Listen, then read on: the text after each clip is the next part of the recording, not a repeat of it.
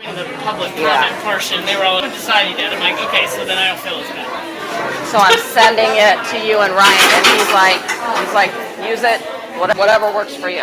Okay.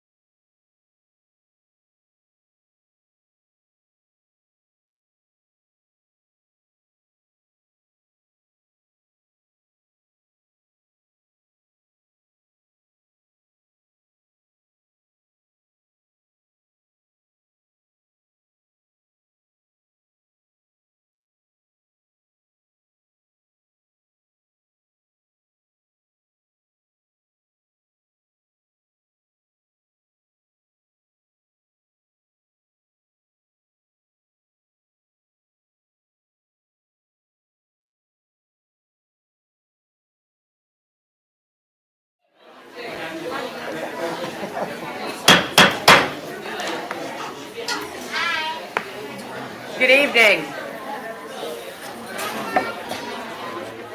I'd like to call to order this Wednesday, June 2nd, 2021, regular meeting of the Board of Education.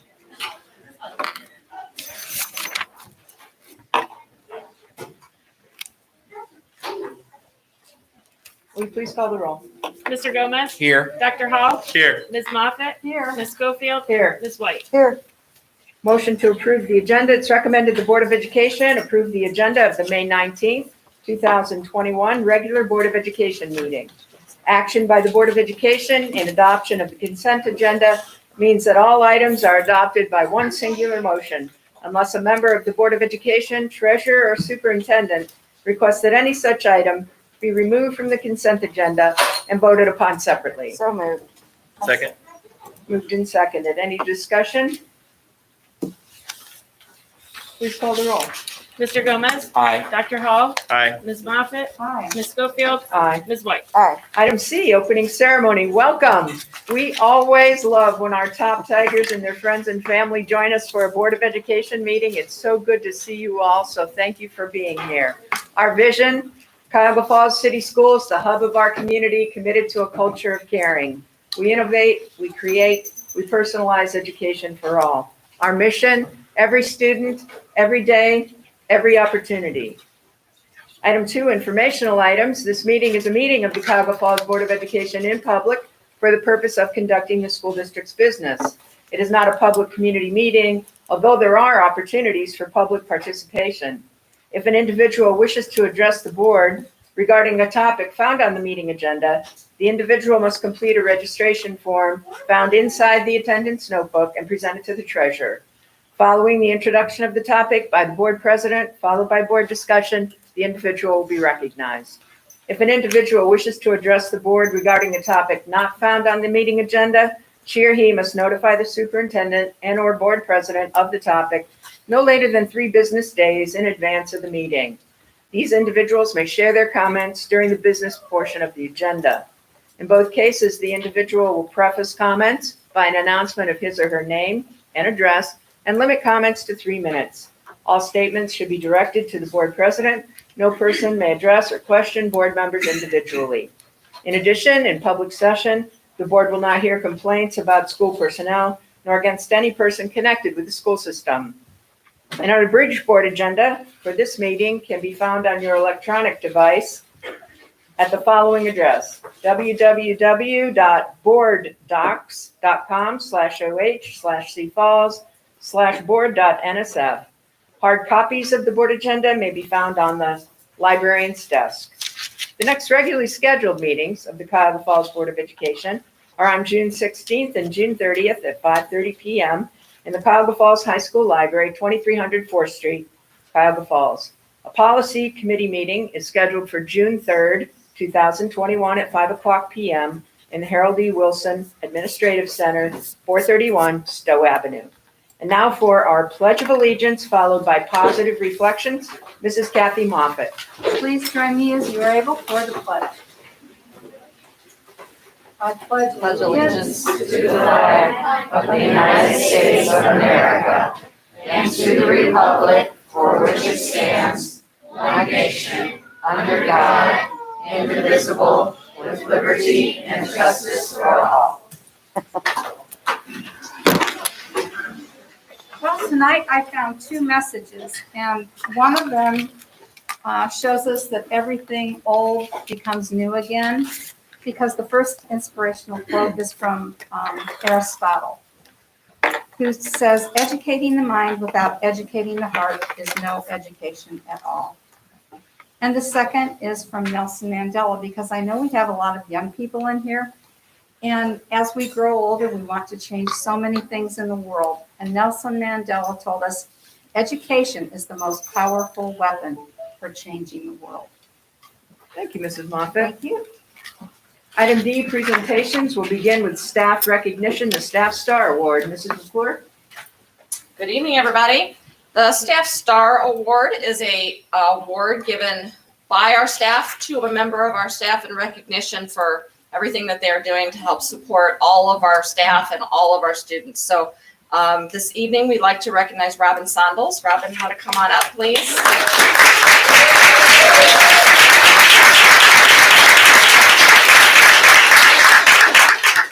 I also asked Tammy Brown to come on up. Sorry, come on up. Didn't tell her that. Thank you. So Robin Sondels is the secretary at Preston Elementary School, for those of you that don't know her. And she was nominated by several members in the staff, but Mrs. Brown is here to represent all of them. So I'd like to just read a little bit of some of the nominations. So one of the definitions of a secretary is a person who's employed by an individual or in an office to assist with correspondence, keeping records, making appointments, and carrying out similar tasks. Robin is much more than that. The definition of what she might do might read something like this. Multitasking is a must. Answers the phone, the door, emails, and responds accordingly, usually all at the same time. As needed, she assists with classroom deliveries of forgotten essentials, copy repair, lunch duty, recess, nurse's duty, and whatever else may come along. She always keeps her smile and positive attitude, even when she responds to the same question or Facebook post for the 28th time that day. She is always willing to answer questions from staff and other secretaries and her principal without counting the number of questions she is asked. She is a strong member of the Athletic Booster Club. She is always involved with that, with her family. Her boys and her husband are here. She is willing to work any sports concession stand after doing all of the other things we said already in one day. She is essential to our Levy golf outing, which is coming up in July. And she is like the queen of the basket raffle and puts together beautiful baskets. This woman can get somebody to give us something for free like nobody's business.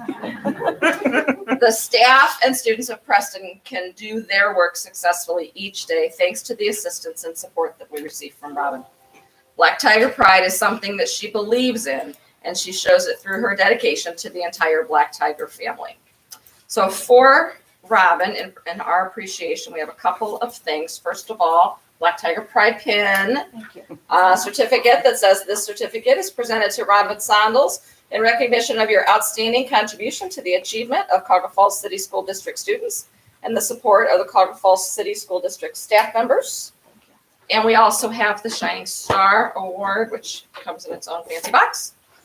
It's still wrapped, which is good. And it looks like a star, so she can display this in her office for everybody to see. In recognition of your outstanding contribution to the achievement of Cuyahoga Falls City School District students and support of our staff members. So thank you so much.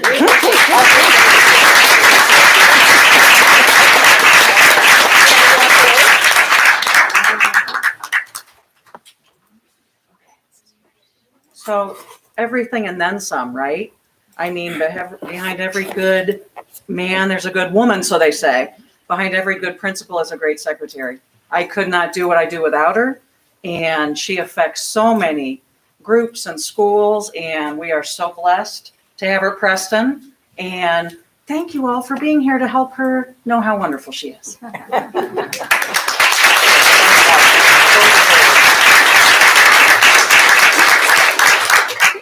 I just want to say thank you to everybody at Preston, the staff, the students. This means so much to me. And Preston is the place. And I just want to say thank you. Thank you. Thank you, Rob.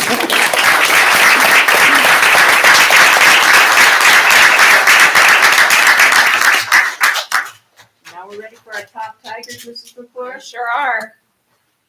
All right, our Top Tiger Award is a board award where we are recognizing two students from each school at every month. Normally, in normal times, we have students K through 12. We represent all of our buildings at one meeting. Because of COVID, obviously, we've split that in half. So we just have our elementary kids here this evening. The Top Tiger Award is sponsored in part by our Foundation Alumni Association, and I'm going to invite Mr. Gary Metcalf to the stand to kind of give a little plug for them and to talk a little bit more about our Top Tigers.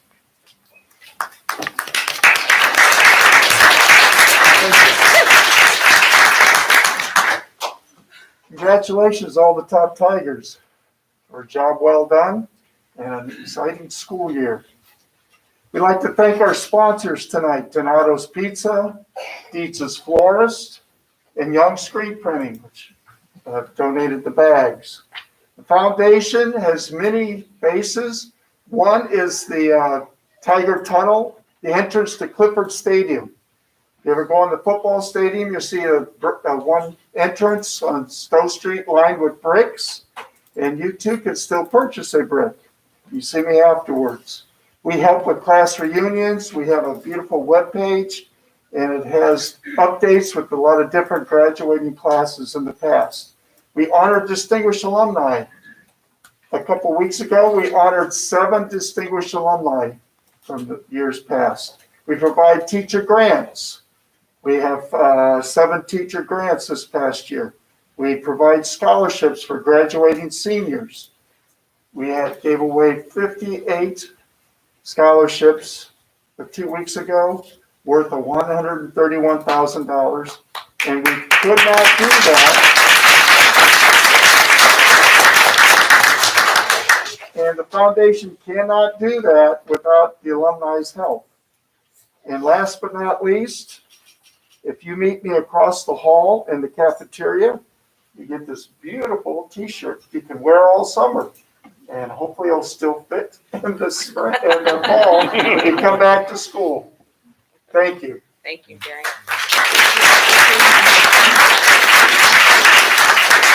Okay, so Top Tigers, when I read your name to come forward, you're going to come up this way and stand right here next to me at the podium. Mr. Hutch is going to give you your bag. It has all of the things that Mr. Metcalf was talking about. It has a certificate for Donato's Pizza. There's a Black Tiger Pride pin in there. There's a copy of your nomination form so that you can hang that on the refrigerator, as well as your certificate with your name. So Mr. Hutch will take care of giving those, and then you're going to stand right here so you can get your picture taken. And then when we're done reading, we'll go send you on back to your seat. Okay? Ready to start? We're good? Okay. All right. Our first Top Tiger is a 4th grader from DeWitt Elementary School, Eliana Lambert.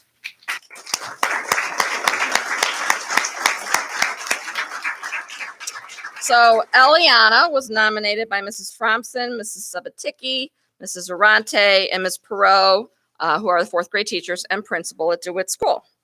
Eliana Lambert is a bright, inquisitive, and funny 4th grader at DeWitt.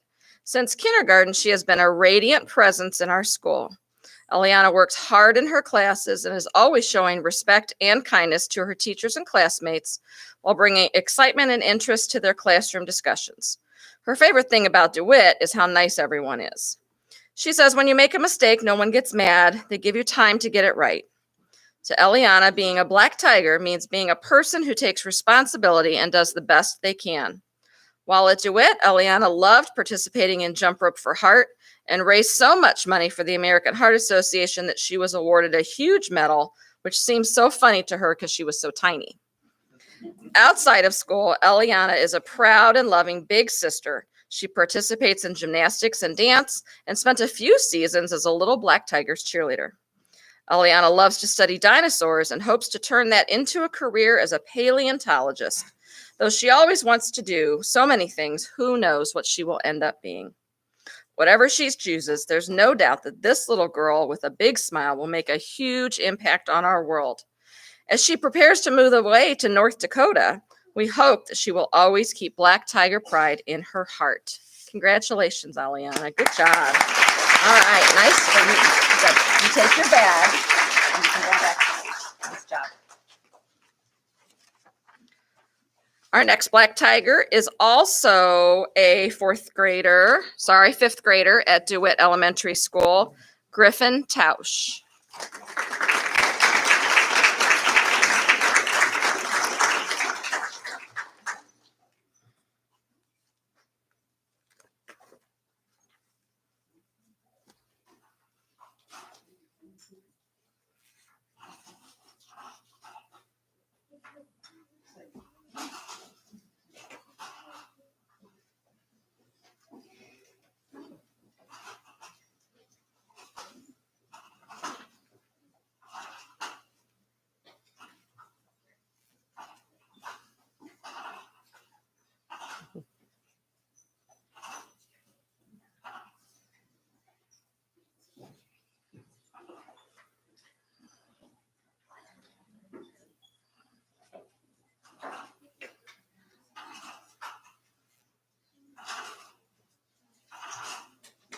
Nice job.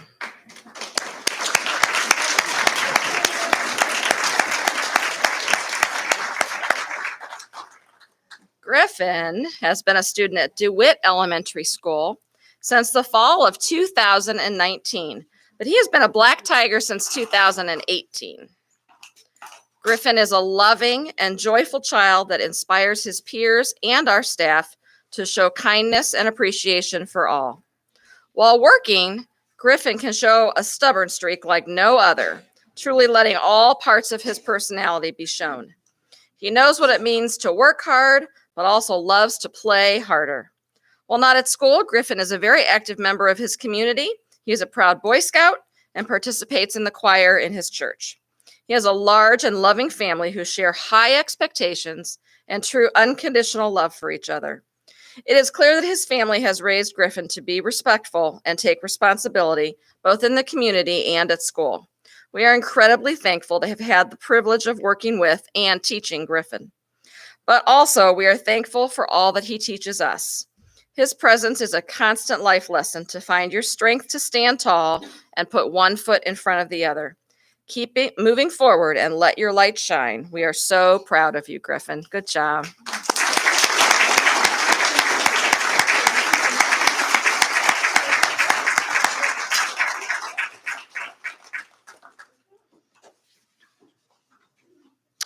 Our next top tiger is a first grader from Lincoln Elementary School, Lynn Doyle.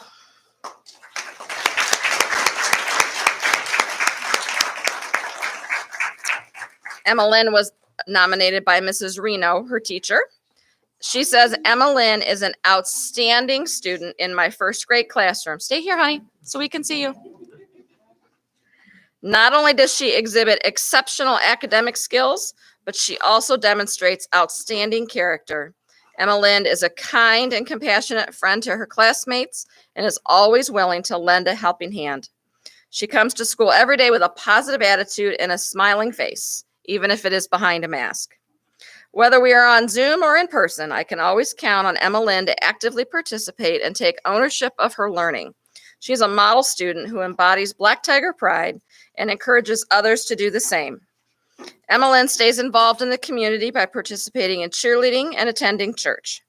Lynn's honest, respectful, and trustworthy nature are among the qualities that make her worthy of earning this top tiger honor. Congratulations, Lynn. Good for you.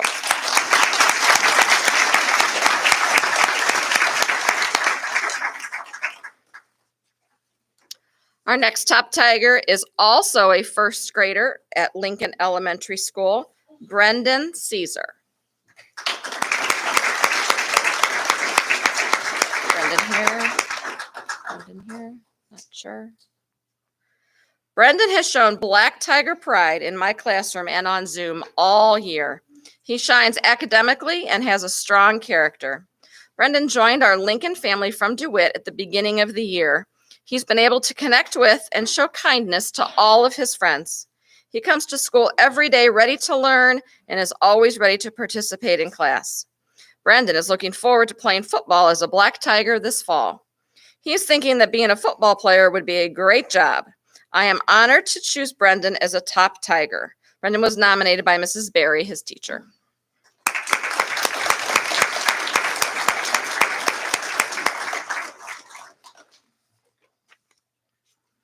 Our next top tiger is a fifth grader at Preston Elementary School, Charlie Hunnell.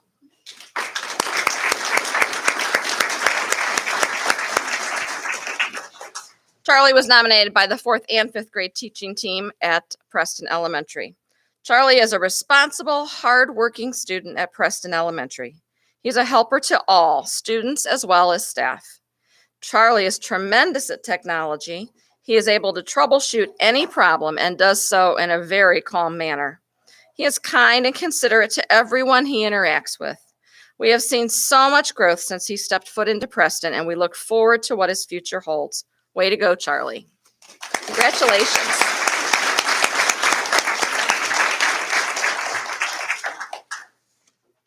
Our next top tiger is a second grader from Preston Elementary School, London Dawson.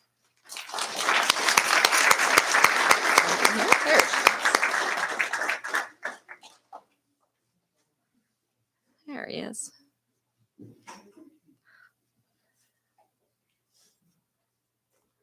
Come on up. London was nominated by Nicole Moore and Amanda Single for the month of May. The Preston and Black Tiger Remote Learning second grade team are nominating London Dawson for his amazing year in our Black Tiger Remote Learning Academy. London had a year full of successes. He was responsible each and every day on our Zoom. He worked very hard to complete his work and do his very best, all the things we expect of a top tiger. Another terrific thing that London has learned is how to ask questions. It's a very important skill, and not everyone is able to ask for help when they need it.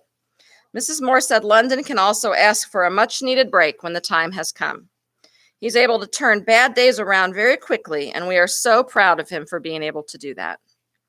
Mrs. Single was counting on a very special streak for London. When he had an absolutely amazing day, she made a star on her paper. This year, London had 43 stars in a row. Congratulations, London. We are so proud of how well you have done and can't wait to see you in third grade next year.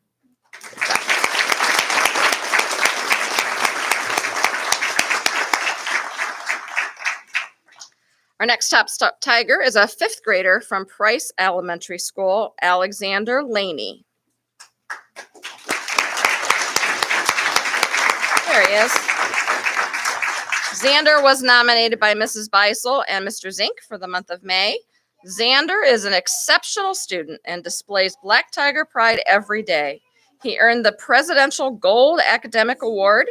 He has had a 4.0 GPA this year. But beyond academics, Xander is a kind and caring individual. He is a quiet leader in class, and his peers respect him. Xander's always ready to help in the classroom. When he had to stay home, he still zoomed in and completed all assignments. A little known fact is that he was the disco king of the fifth grade. We are confident that Xander is destined for greatness on Dancing with the Stars. He will make the future brighter and show Black Tiger pride for many years to come. Congratulations, Xander. Good job.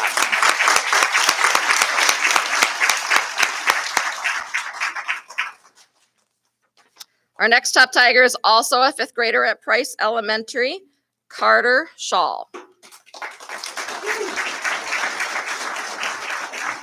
Carter was nominated by Mrs. Sheevy for the month of May. She says, Carter Shawl and I started Price Elementary School together. He was a third grader and I was a 28-year veteran teacher. We immediately hit it off. It has been my great honor to get to teach him for all the 3 years we've been together at Price. When Carter came to me, he could barely read 2- and 3-letter words. With help at school and at home, his reading began to blossom and his whole work ethic changed rapidly. He was a reluctant student who did not really make much of an effort, but once he got going, I met a fantastic math student and an overall tremendous worker. Carter brings energy to my classroom that has made my time teaching at Price so much fun. He gets along with everyone, whether they are younger or older, and has a natural ability to bring people together. This week he read for me, and I'm so excited to report he was able to read 6th grade passages and could answer comprehension questions related to it with 85% accuracy. He's reading above his grade level. Is Carter ready for 6th grade? Absolutely. Am I going to miss him? Terribly. I am so happy to see him blossom once again and expect to hear amazing things from him in the future. One tip though, Carter, don't drag your feet for the first quarter because you are amazing and you need to show that to your teachers and classmates right away instead of making them wait for it. I'm really going to miss you and I'm so proud to call you a top Tiger. Nice job.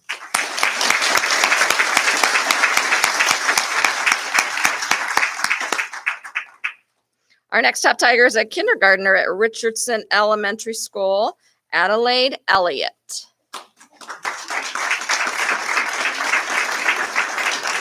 There she is. Adelaide Elliott is a kindergarten student that started off the first half of the year in the Black Tiger Remote Learning Academy and transitioned to in-person learning for the second half. When asked which one she liked better, she says she likes in class because she likes seeing her friends every day. At home, she enjoys playing with her dolls and her pony, playing crazy eights with her mom, and listening to music with her dad. At school, she exemplifies Black Tiger pride. She never complains and takes on responsibilities with ease. She comes in each day ready and eager to learn. She's helpful to her peers and has a kind heart, which makes her liked by everyone. We cannot wait to see what the future holds for Adelaide. Good job, honey.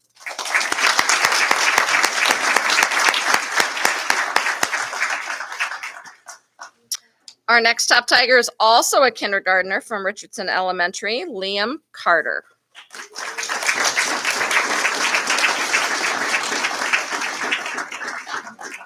There he is, making his way.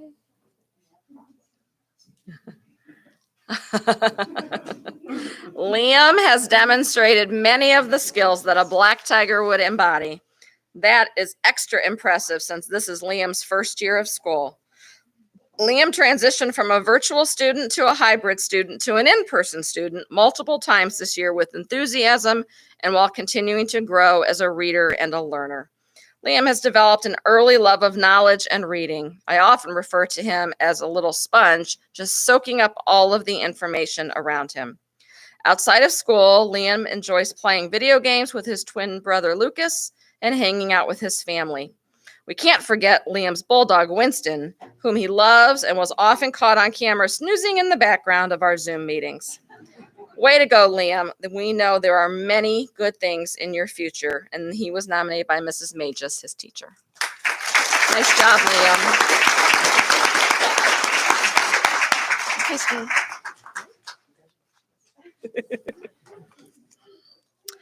Our next top Tiger is a kindergartner from Silver Lake Elementary School, Benjamin Geiger.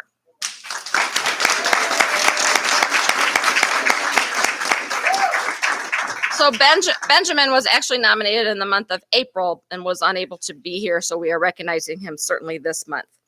As a kindergarten first grade teacher, says Mrs. Miller, who was his teacher, I have many students who demonstrate a love for learning, but in my 14 years of teaching, I have truly never met such a hardworking, avid learner who walks in my doors every day, challenging himself and wanting to be better. If we had a definition for a top Tiger, Benjamin Geiger's picture would appear. Ben has an excellent ability to set goals and is persistent in achieving them. He's moved up 7 reading levels since the beginning of the year. That is incredible. He is dependable, insightful, and a true leader. Not only has Ben excelling in all academic areas, but he is humble and kind and shows he can overcome any obstacle that is thrown his way. His charismatic personality is just another thing I love about him. Ben, you are so deserving of this award. I am so honored to be a part of a chapter in your story, and I can't wait to see the next chapters unfold. You're going to move some mighty big mountains. Congratulations.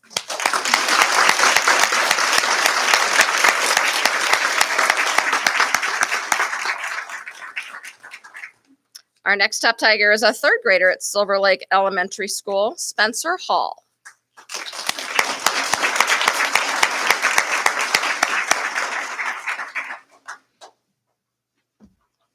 No Spencer. Spencer is being nominated for a top tiger because of his BTP, Black Tiger Pride, behaviors both in and out of school. As a Black Tiger Remote Learning Academy student, Spencer goes out of his way to greet each of his remote classmates. Our classroom is unique in that it has students from 3 elementary schools participating in it. Spencer has made it a point to learn something new about each student and will make everyone feel welcomed.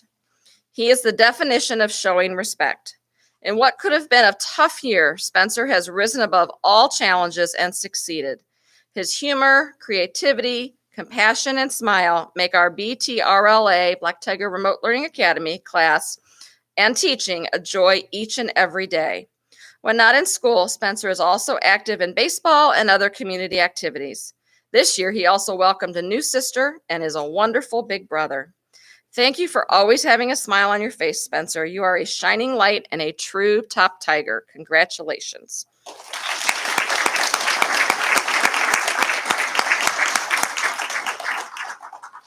And our last top tiger of the evening is a second grader from Silver Lake, Supneil Ray.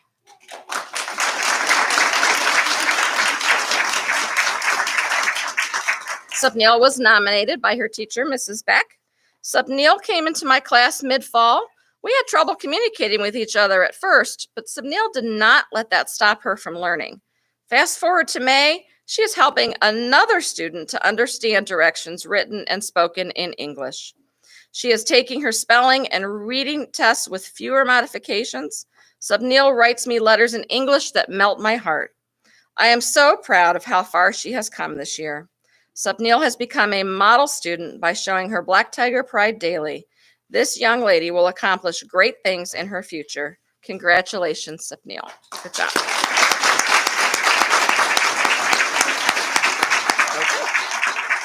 All right. And that is the conclusion of our Top Tiger presentation this evening. You are all more than welcome to stay for the rest of the board meeting if you'd like, or you could take this opportunity to go get ice cream.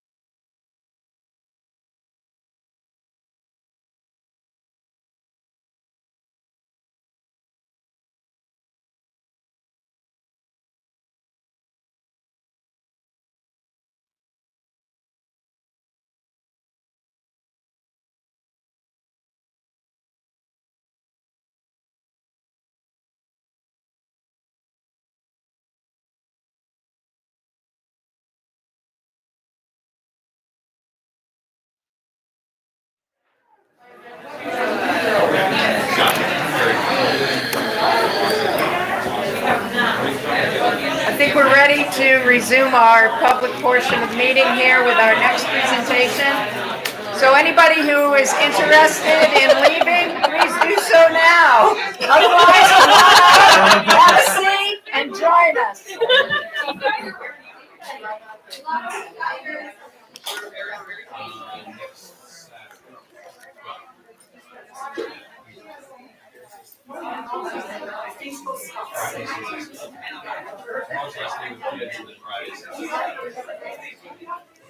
Okay. All right, I think All right, we're we're ready to ready. go, and I'd like to take this opportunity to thank TDA and Hammond, who are here with us to do the monthly update, and members of our planning committee that were able to join us here tonight as well. Thank you for being here. Yeah, good evening, everybody. Good evening. I think this is the first time we actually have a little bit of a presentation. The reason for that, we've made a lot of progress, at least on the engagement front. Our goal was to engage the staff and the community as much as we can before our summer break, and that's what we did. So we're going to do a quick recap of that and let you know a little bit of what's coming up over at least in the next month and over the summer. So if you don't mind going next slide. So just a quick look at where we've been and where we're going. So back in April, we had our first round of staff engagements. We did our educational visioning session, which I'll give a little update on tonight. At the end of April, we had our visual preference community meeting in middle of last month, which was very successful. I have a little update on that too, which I'm excited to present. We engaged with the staff again. Again, our goal was to engage with the staff at least twice before they broke for the summer, so we can gather all of that information. So, and our first planning committee meeting will be Thursday, the 17th, from 6 to 7 p.m. And then that morning, we're going to have our first CLT meeting. The CLT is the construction leadership team. That's made up of staff members. So, as I said, our goal was to engage with everybody as much as we can before summer break, but we are going to continue to have touch points with everybody throughout the summer. And our schematic design, so we are wrapping up our programming phase, which is really heavy information gathering, which we've been doing. Our schematic design phase is next. We're really going to, and this is over the summer, we're going to put our heads down and actually start designing the building. So I've said this, I think I've mentioned this several times before. Our programming phases that we did this spring and the engagement that we did in the information gathering, the work that we're doing this summer, and then when we come back in the fall and present our schematic design and get the feedback through, spring, summer, and then fall into the end of the year is the most important time for us to be getting in front of you, getting your feedback, and presenting our design. So, as I said, this summer we're going to work on our schematic design process. When we come back in the fall, we'll be in our design development phase. You go next one. This is just, we've been showing this diagram in a few different of our engagement and meeting sessions. If you haven't seen this yet, it's just all of the different key stakeholders that we engage with. And I think at this point, we've engaged with everybody so far. So the Board of Education, of course, we're here once a month, every month. Our core team, which is our leadership team. The planning committee, we've had these touch points, but we're going to have our real first engagement this summer, or this month, later this month. Same thing with the construction leadership team. We've had 2 staff engagement sessions. We've sent out student surveys. And then with those staff engagements, we've been meeting with maintenance and operations and IT. And of course, we've had a couple really nice community engagement sessions to date. The next one. So just a quick summary of educational visioning. You can actually go to the next slide, Ryan, if you don't mind.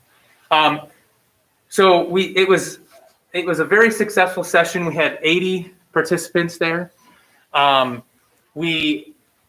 The first half of the session, we identified our existing successes in the district, identified our existing challenges in the district. We set our goals for what the new building, what we imagine the new building to be. And then we had a fun breakout session where we had everybody take a site plan. We gave them what we call a kit of parts, which is all of our programming pieces that we're working with. So academic shapes that represent academics, shapes that represent athletics. We had a stadium, and we had each team begin to lay that out on the site so you could see what the challenges are and what the opportunities are as we lay out the new building. So, and then some of the common things that we saw with the new building were shared common spaces, the stadium adjacent down by Newberry Park, increased parking, but also visibility and access to the public, whether that's the career tech programs, the Performing Arts Center, the Media Center, things like that. So it was a very engaging session, hence staff educational visioning and engagement. But we, as a design team, got a lot out of it. And what we're doing now is, so by the end of this week, it will be Friday, I believe, we will issue the educational visioning report and the video. We did a nice video presentation to the board and to the cabinet for review and comment if necessary. And then once you've all had a chance to see it, our plan will be to get it out to the public next Friday on the 11th. So that's the plan. So we've gone into much more detail of what we learned from that educational visioning session, and we have a nice video production to go along with that for everybody. I think a lot of the people in this group are there because it's the admin team and the planning committee team. But for all the folks that weren't able to come to the educational visioning session, this will give them the opportunity to understand what we did there. And the visual preference exercise, which was our community meeting we had last month, where we looked at the different images pairings between on boards and in a survey. In person, we had a great engagement session. You can see some photos down there. Those are the examples of the visual pairings that we had, and asking people their preferences and to give us some notes on why. But then we released that same survey to the public, and we got over 800 responses. So that was public responses, that was student responses, and it's we are working on a report of that to consolidate all of our survey results and get that out again in a report form. I don't have an exact date of when we'll have that available, but it's when you look at the results too, it's almost like it's like a not quite 50-50, but when you look at our results for the image pairings, they're usually pretty close. It's not like we had a landslide for one preference over the other. So it's interesting, and we're digesting that feedback right now as we move forward over the summer and begin to kind of come up with what we think is a good exterior vision for the building that based on the feedback that we received from this. So again, I can tell you that we have never had 800 respondents to this visual preference survey. So that's very exciting, and it's just an amazing response. And again, we're very excited about it. I don't know if there's another one after this slide. Oh, questions. So like I said, we're excited to have our first planning meeting next month. We're probably we're probably going to focus on our with the planning team meeting. Our first item of business and construction is the demolition of Newberry. So I think that's probably what our work session is going to focus around, understanding that process and maybe doing a tour of both Newberry and Bullock and understanding what pieces of those buildings or what things that might be things that we want to salvage and wanted to incorporate in the new design somehow. So we're still working on the agenda and the exact format of that, but I think that's what we're thinking for our first planning committee engagement session, and that will be the 17th.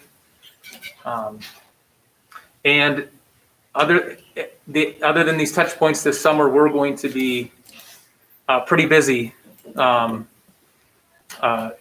designing our schematics for the building. So we're very excited. Well, thank you for your You're welcome. presentation. Any questions this evening? Yes, ma'am, go ahead. Can you have access to the video you were talking about, like kind of with a summary of like what's happened thus far before the meeting on the 17th? And if so, where will we get access? The educational visioning. Yeah, there needs to be a video available like next Friday. Yes. Yeah. And you said that's going to be a sale on the video that you have to forward and meeting on the 17th. Well, it will be available on. It should be available to everybody on Friday the 11th. Okay. Yes. So you should be able to. That should be available before we meet on the 17th. And that'll be on the website?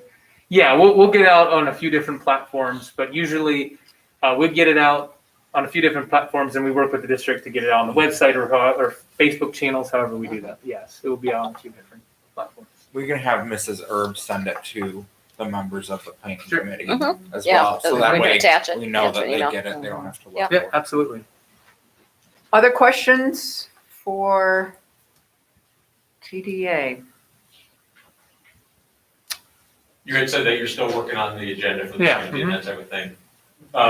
Do you foresee a remote capability to go zoom into that, or is it gonna be more in person, like going around the building? And then- Yeah, so I think we're going to meet. We're gonna meet there on site, and it's probably gonna be, and we probably will be moving around a little bit. So as we get closer to that, let me understand if we can set something up like that. If we can, we will for sure. Cool, okay, thank you. Follow up on that, will it be like a report? 'Cause I'm definitely out of town and not in touch with Zoom. Sure, That- absolutely. Yep. There'll be a report. to Yes, us now. we will. Mhm. We'll take meeting minutes and we'll probably document it like we've been documenting these other things with some images and some video and things like that and be able to send it out to everybody. Will you be reaching out to the community at all about what they feel is important to salvage from Newberry and Bullock or just the planning committee? Because there might be things that they very specifically Sure. have strong feelings Yeah. about. Absolutely. Yeah, so we've done that in the past. So I think our first, and that can be part of our work session too, we have with the planning committee. That's a very good, I think that's a very good thought. We've done in the past where we've sent out surveys, just like we've been doing online, and we usually do, before the building comes down, we like to do a community walkthrough and things like that. So before, as we move forward with Newberry, that's probably going to be happening over the summer, at least that community walkthrough portion of it, and we can send out surveys and things like that too. Mhm. Yeah. At Bullock Give Back Day, I happened to volunteer in Mrs. Romsberg room, and she has a complete bulletin board filled with names, messages from 1973 that she has never covered at Oh, wow. Bullock. So the kids asked if that might be preserved, and the best part is there's nothing that needs to be censored, which is amazing. That's So, it. Yeah. Awesome. It was pretty impressive. Which room is that?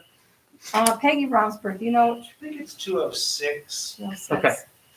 We're gonna go visit that. Yeah, definitely. Please do. Well, thank you very much again for joining us at our first board meeting of the month for the update. Mhm. Mr.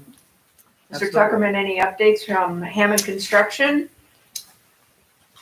No, we don't have anything new to report. I think that, once we get into the schematic design, you'll start to see the synergy between Hammond and TDA. Scott and his team, they're taking the lead right now. Obviously, we're staying connected with them. And then you're going to see as we get closer to developing the construction documents, talking about, our subcontractors and getting them on board and everything, you're going to see that shift where we'll start to just naturally take the lead. And, Scott will be more in the support role. So as we go through construction, you'll probably be hearing a little bit more from us. But of course, Scott's not going anywhere because he wanted to make sure that what he shows on paper, he wants it. Yep. He wants it to come to life the way he envisions it. So, so it's been a good ride so far. This is really good stuff. Yes. I think so too. Well, thanks for coming here tonight, Mr. Thank Everly. you. Thank you both very Thank you. much.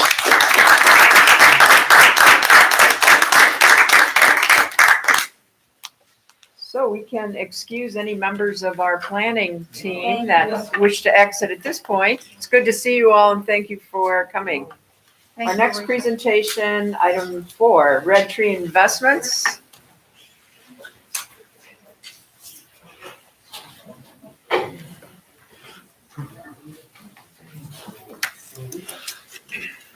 Thank you.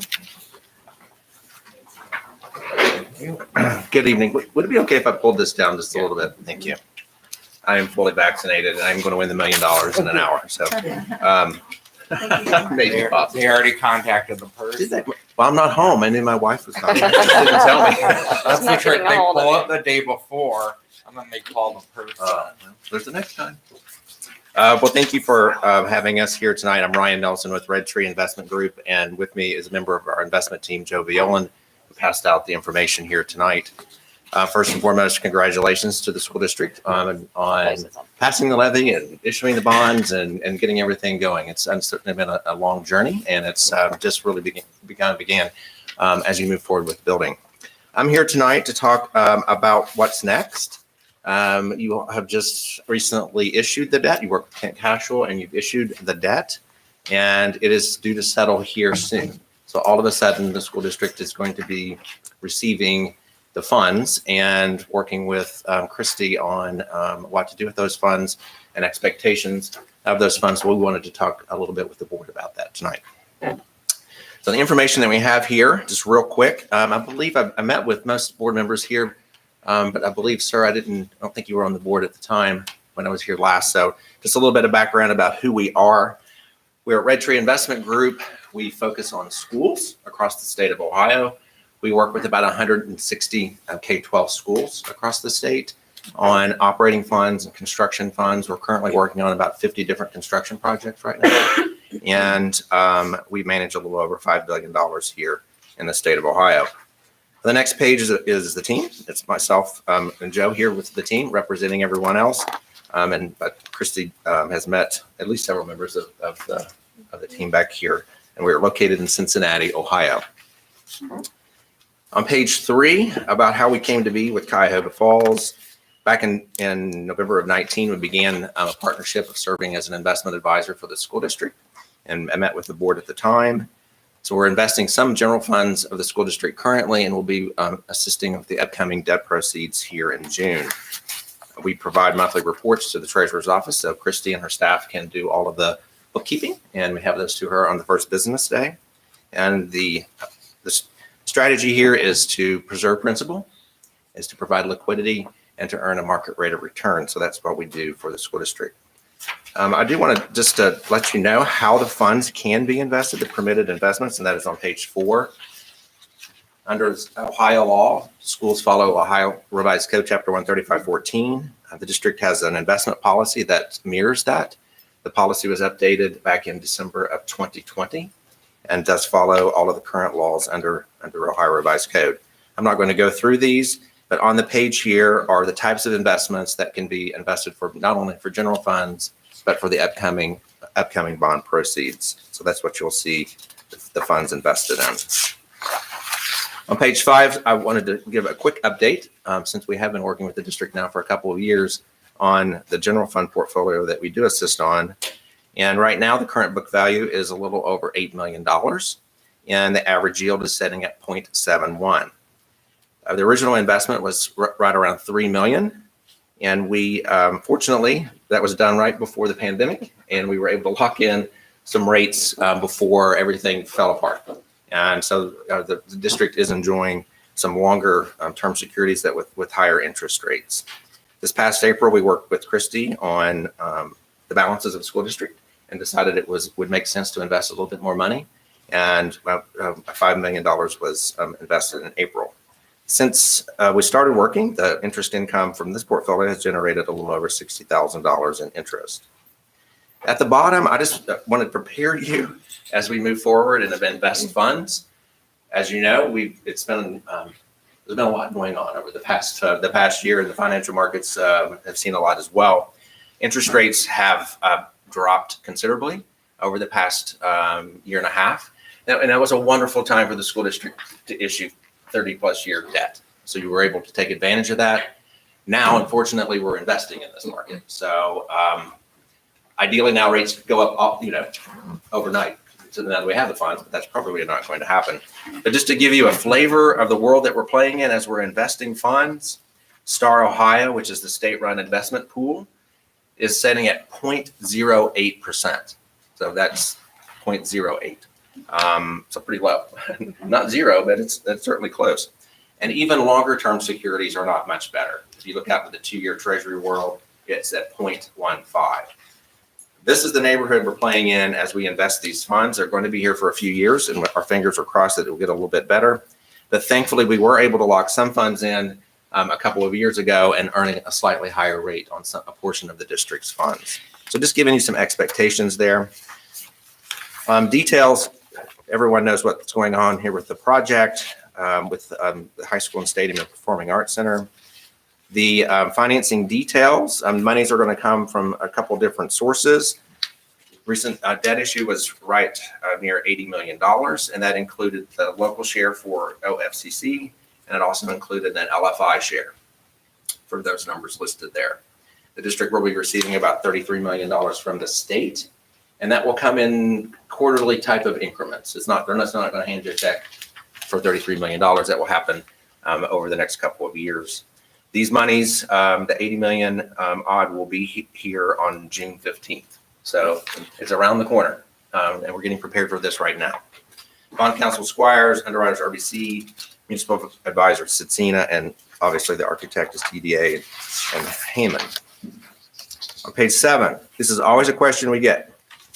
How much interest do you think we're going to earn on this project over the life of the project? And it is kind of a crapshoot at this point in time because we're working off of a tentative draw schedule and ideas about when the funds will be spent.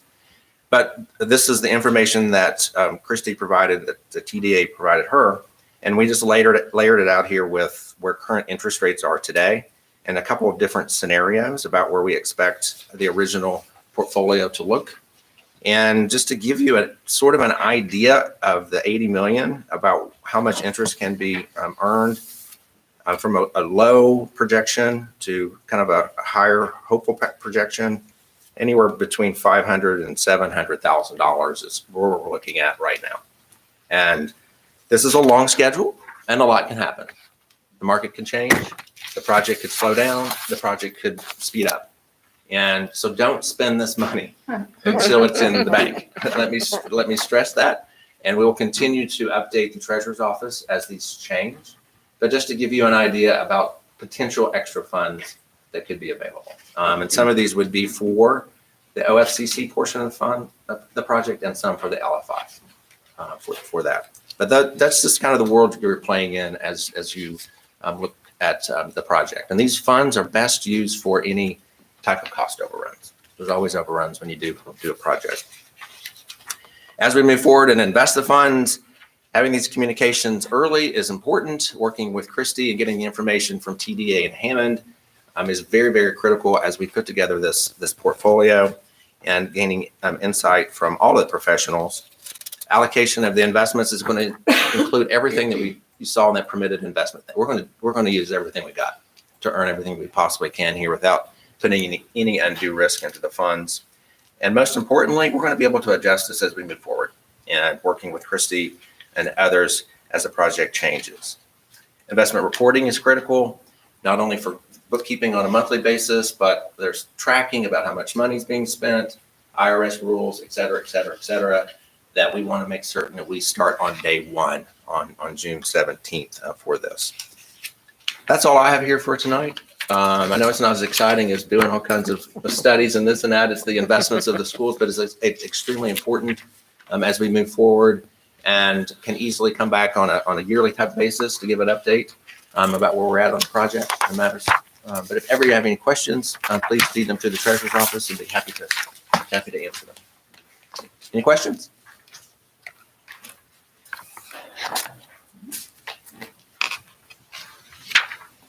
Good. All right. Well, Don't think so. I appreciate the opportunity to assist the district, and have a great night and a great rest of the week. And matters like that. Christy, I have some things to talk to you about, but I'll call you tomorrow. Thank you, Mr. Ryan Nelson, for joining us this evening. Thank you very much for having us. And I didn't get a flower. Aw. I need to get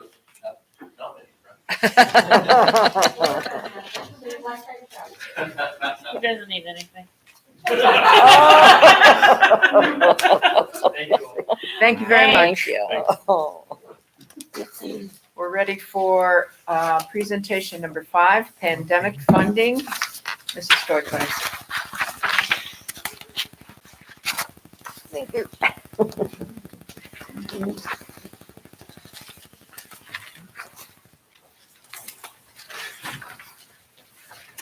There's no comments in here. I know.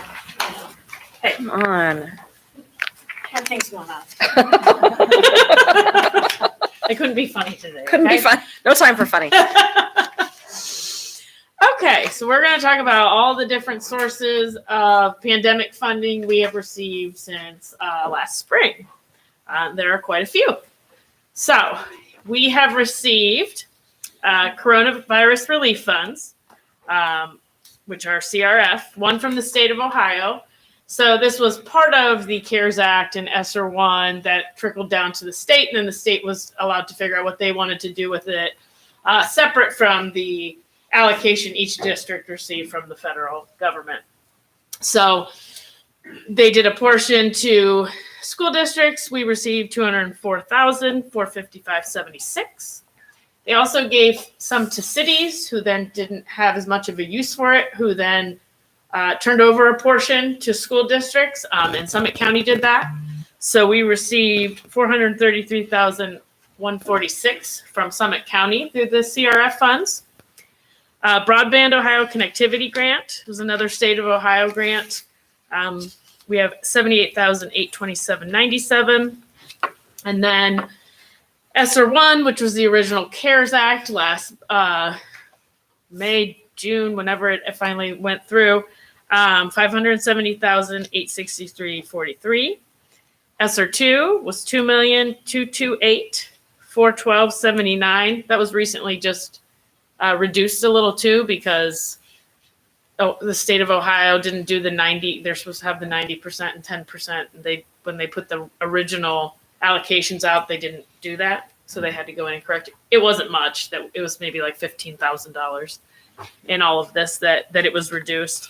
But that was from what was passed in December. And then ESSER 3, or it's also referred to as ARP ESSER, the America's Rescue Plan. And that was the one that was just done in March. It's a little over $5 million, $5,004,698.58. So I'm going to go through each one of these, kind of what we're allowed to do with each of them and what we did do or potentially plan to do. So the first couple ones were simple, which was nice for me. There were things obviously we really needed in the beginning of the pandemic, and this made it easy. So the coronavirus relief funds from the state of Ohio, they had to meet the following criteria. Their necessary expenditures incurred due to public health emergency with respect to COVID-19. They were not accounted for in the budget for the government, most recently approved as of March 27th, 2020, which was the date of the CARES Act, which basically means we couldn't have already planned on purchasing, X items and then just say, we're going to use this now. It had to be something that was incurred because of the pandemic and that we weren't planning on. And the period of time is between March 1st, 2020, and December 30th, 2021. It was originally 2020, which we would have no problem. We had no problem. We spent it by then. But they did extend that 1 year because certain districts really were struggling with that quick deadline from by the time we got the funds wasn't until June, and then it was this last December. So, like I said, this one was easy. We bought 1,000 Chromebooks in addition to the ones we had already purchased that year that we had planned for, but an additional 1,000, and it took the entire grant. So easy peasy. I wish they were all like this. Summit County, where we received $433,000. Same exact stipulations. Incurred the beginning March 1st. This also would technically follows under the same rules where it became December 31st or 30th, 2021. It was 2020. But these could all be backdated back to March 1st. So on the next page, you'll see what we used it for. I know it's hard to see up there. So we used a little bit for food service at the time. So the supplies that the food service department used to pack to-go meals, the packaging, anything that goes with it. So anything that was involved during our remote periods or the hybrid where people could pick up meals, or these families that stayed remote all year, they could pick that up. So we bought, that was around $28,357. And then we originally, in the beginning of the year, through Pay Schools, who handles our point of sale systems for the cafeteria, we bought optical point of sale scanners, so they were no touch, so that they did not have to put their fingers and everything all over and enter pin pads and everything. So that was a little over $5,600. Under capital, I'm sorry, I missed one. We also use this to purchase the web monitoring filtering, GoGuardian, which we had a presentation on before, which helps especially during those remote periods and the amount of time that we spent online, and still do spend online, depending whether you're remote or in person.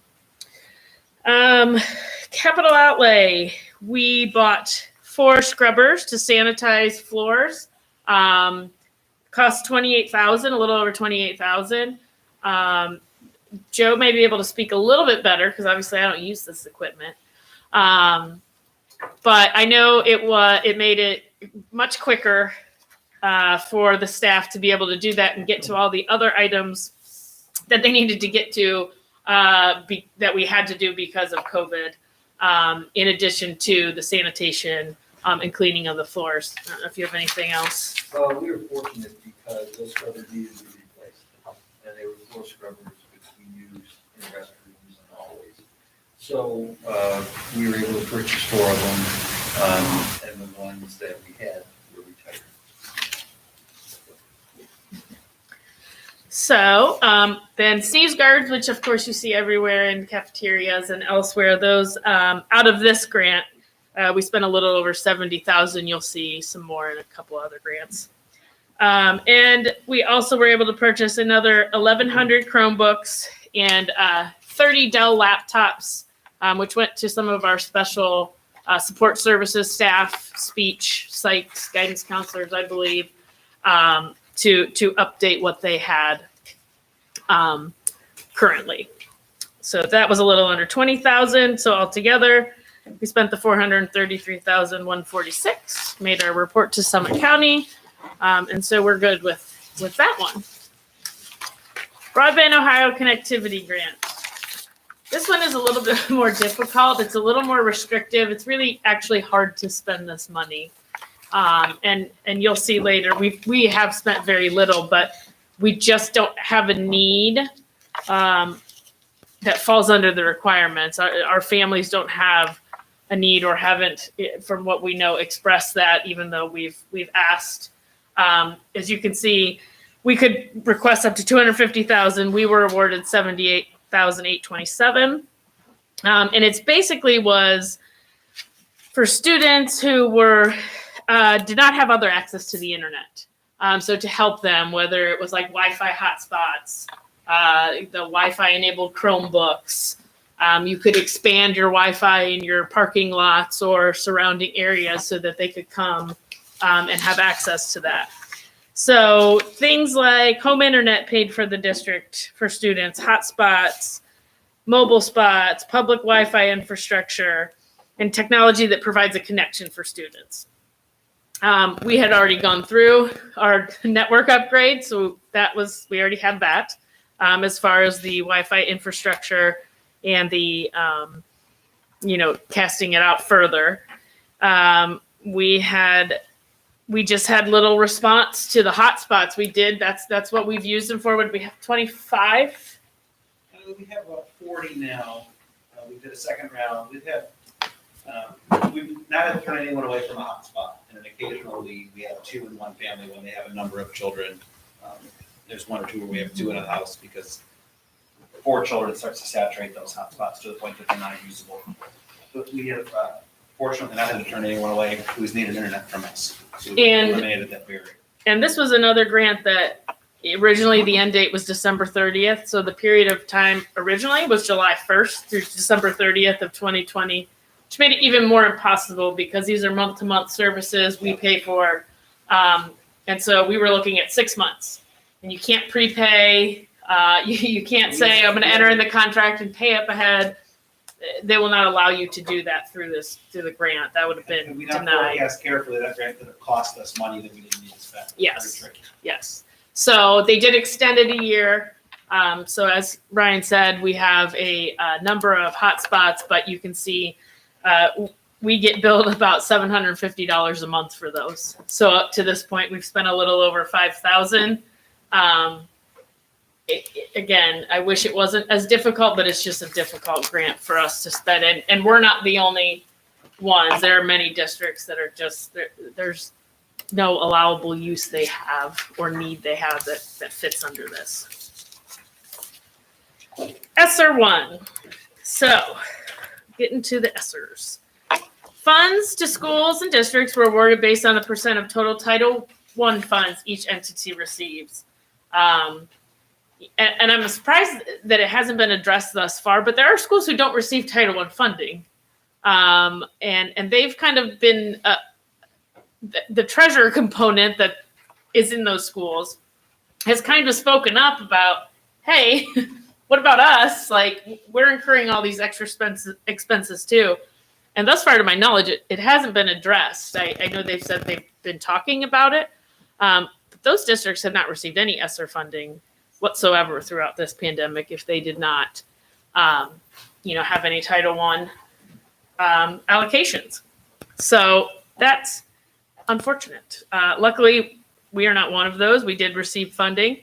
The biggest thing with this is it did not contain a supplanting prohibition. So usually with federal grants, you are not allowed to supplant, which means you are not allowed to use federal funds to pay for expenditures that you're already paying for out of general fund.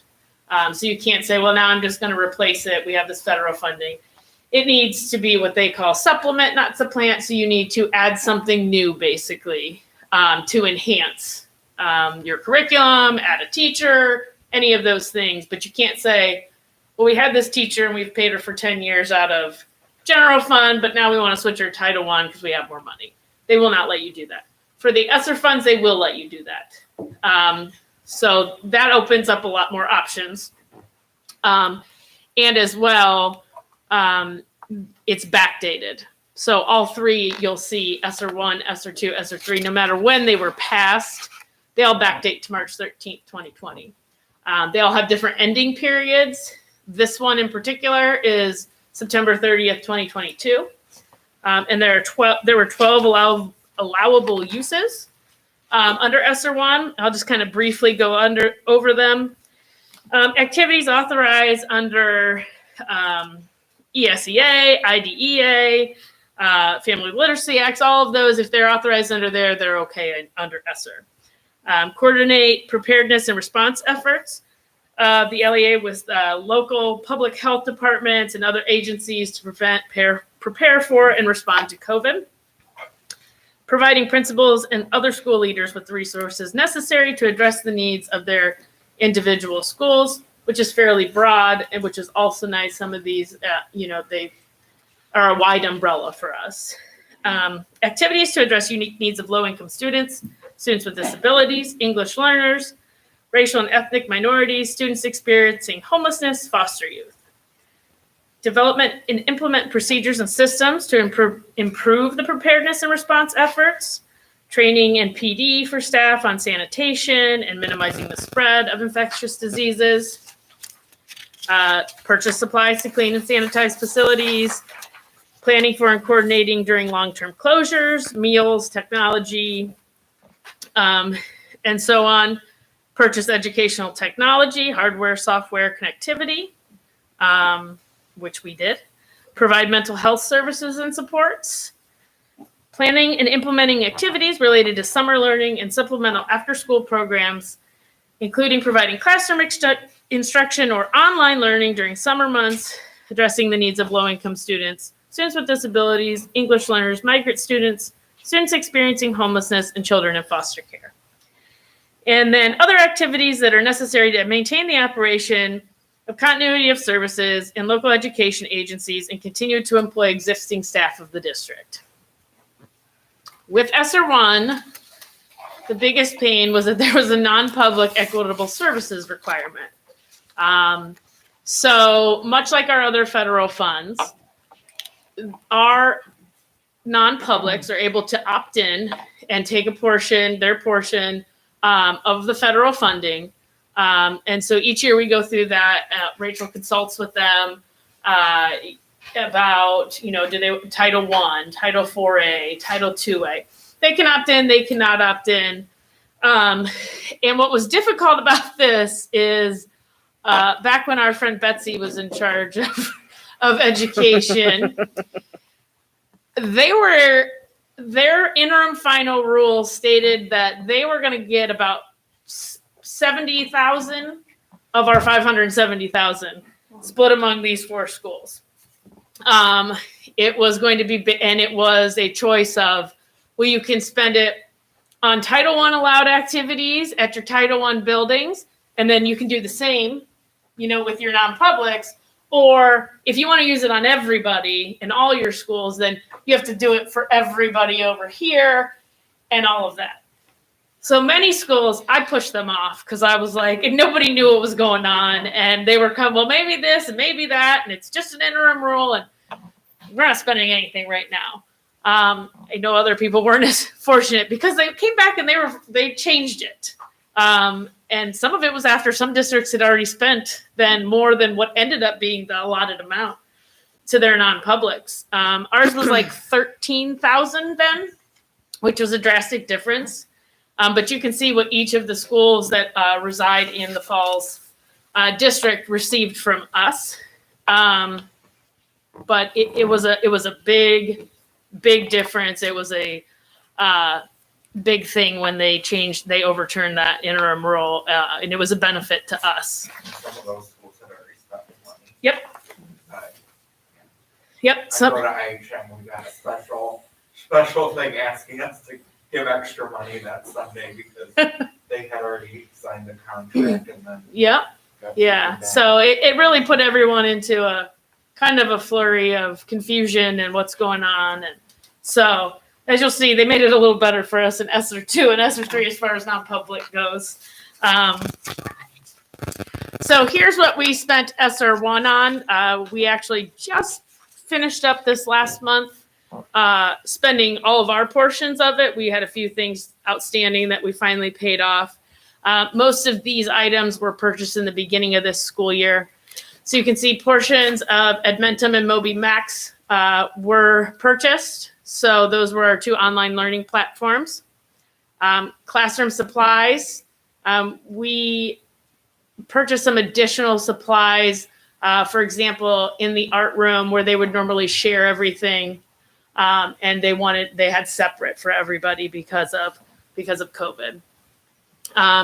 Obviously there was a lot of cleaning and sanitizing supplies, PPE, signage. So that includes our masks, We've bought a ton of masks. All of our disinfect everything that had to do with COVID came out of here, as far as cleaning and sanitizing. And that was a little under $135,000 in this last year. The next one, more computers. So we purchased the 320 Dell laptops, which was a refresh cycle for our staff to have computers. Many of them were outdated, and given the need that they had to rely on them so much, we've kind of pushed forward the timeline of upgrading them to now. So that cost us a little under $250,000. We bought 210 wireless headsets, a little under $8,000. Tablet stand holders, it's only $1,600 there, and some document cameras, a little under $2,400. And then the sneeze guard or the partitions again, we had $120,000 come out of ESSER 1 for these. So we had some pretty big purchases again out of there. Then you can see the rundown in the next slide of the non-publics. Chapel Hill has spent all of theirs.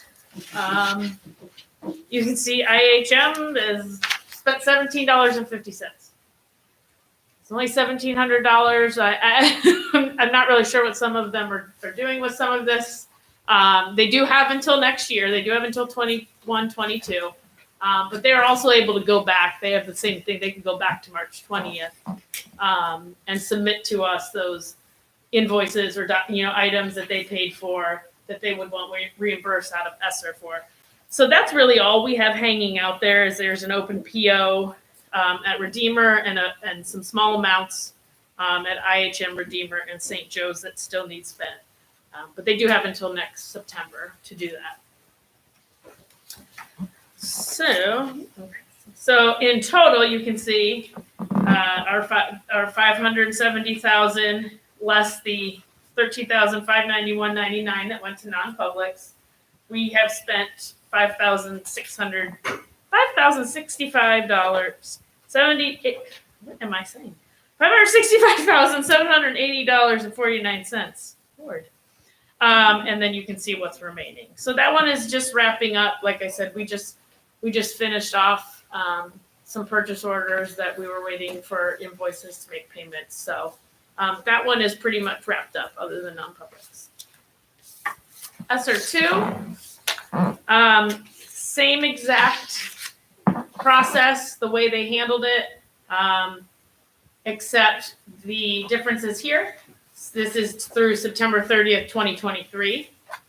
And they added 3 additional allowable uses to the list. And non-publics got their money directly, so we didn't have to deal with it, which was one of the best things of the whole thing, that they're getting it directly. They handle it on their own. We don't have to go back and forth with all of it.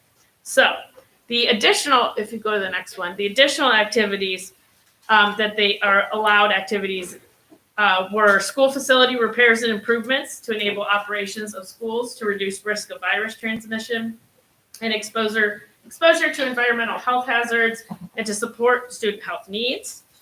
Inspection, testing, maintenance, repair, replacement, and upgrade projects to improve the indoor air quality in school facilities, including mechanical and non-mechanical heating, ventilation, and air-conditioned systems, filtering, purification, and other air cleaning, fans, control systems, and window and door repair and replacement. And the last one was addressing learning loss by administering high-quality assessments to assess academic progress and meet academic needs of students, including differentiating instruction, implementing evidence-based activities, providing information and assistance to parents and families on how they can effectively support students, including in a distance learning environment and/or tracking student attendance, and improving student engagement in distance education. So those were in addition to the 12 that were also authorized under ESSER 1. So for ESSER 2, where we're at, as I've mentioned before in previous meetings, we were able to use this to help the food service budget out with their loss of revenue. We continue to employ staff, even though we had that loss of revenue. So that's what that was qualified under. So we had $238,974.58 in salaries. Corresponding benefits then were $195,592.62. So about little under $435,000 in total. Relief to the food service budget, who, as we saw most of the year, was in the red, even with the advance that we had given them in the beginning of the year. And I'm gonna preface this with these next couple slides are what we've actually spent or have in a purchase order, not necessarily the entire grant itself. We'll talk about that later. Supplies, we have summer school, K-8 books to provide every student with a book. And during summer school, we, as you approved in the past, there's a portion of the disaster recovery backup plan. That's part of this, a little over $10,000. Still the cleaning and sanitizing supplies, PPE, all of that is still necessary at this point. The cleaning and sanitizing will always be necessary in the future. And so we allocated a little under $128,000. Right now, we have spent about $22,000 after we had used the ESSER 1. We moved to ESSER 2 for that. And food service, again, Bill provides me with a report that shows how much they used in that to make the to-go meals and things that he normally wouldn't have had to purchase unless we were, in these situations. So then capital outlay, disaster recovery backup, which we approved for a little over $211,000. We spent about half of that right now. The other half still encumbered. And then the other two large ones that you've approved are the bipolar ionization at all of the buildings. We've paid a portion of the high school, middle school, and have the other ones encumbered. And then a wrestling mat, KJ, there was a need for additional wrestling mats to keep them spaced out while they were practicing. And so he begged me and said, "Can I please?" I said, "I think we can handle $7,000, KJ." So I said, "That go ahead." So he got a wrestling mat. Plus, I have a preference for wrestling. So in total, you can see where we've kind of budgeted right now. Even though it may not all be encumbered, is a little over $1.5 million. We've only spent $829,626. Now, those are our bigger ticket items that were on here. We have $596,000 encumbered. The cash balance after expenditures, so that is looking at our total grant allocation minus the $829,000. So we sit at a little under $1.4 million still in that grant. Going forward. And like I said, I'm gonna talk about ESSER 2 and 3 and like future things together once I cover the rest of ESSER 3. ESSER 3, same exact things as ESSER 2, except the period of eligibility is extended to September 30th, 2024. Same uses, no non-public, same supplant, same method for awarding the money. However, ESSER 3 comes with its own set of wonderful new requirements. The first one being the safe return of in-person instruction and continuity of services plan.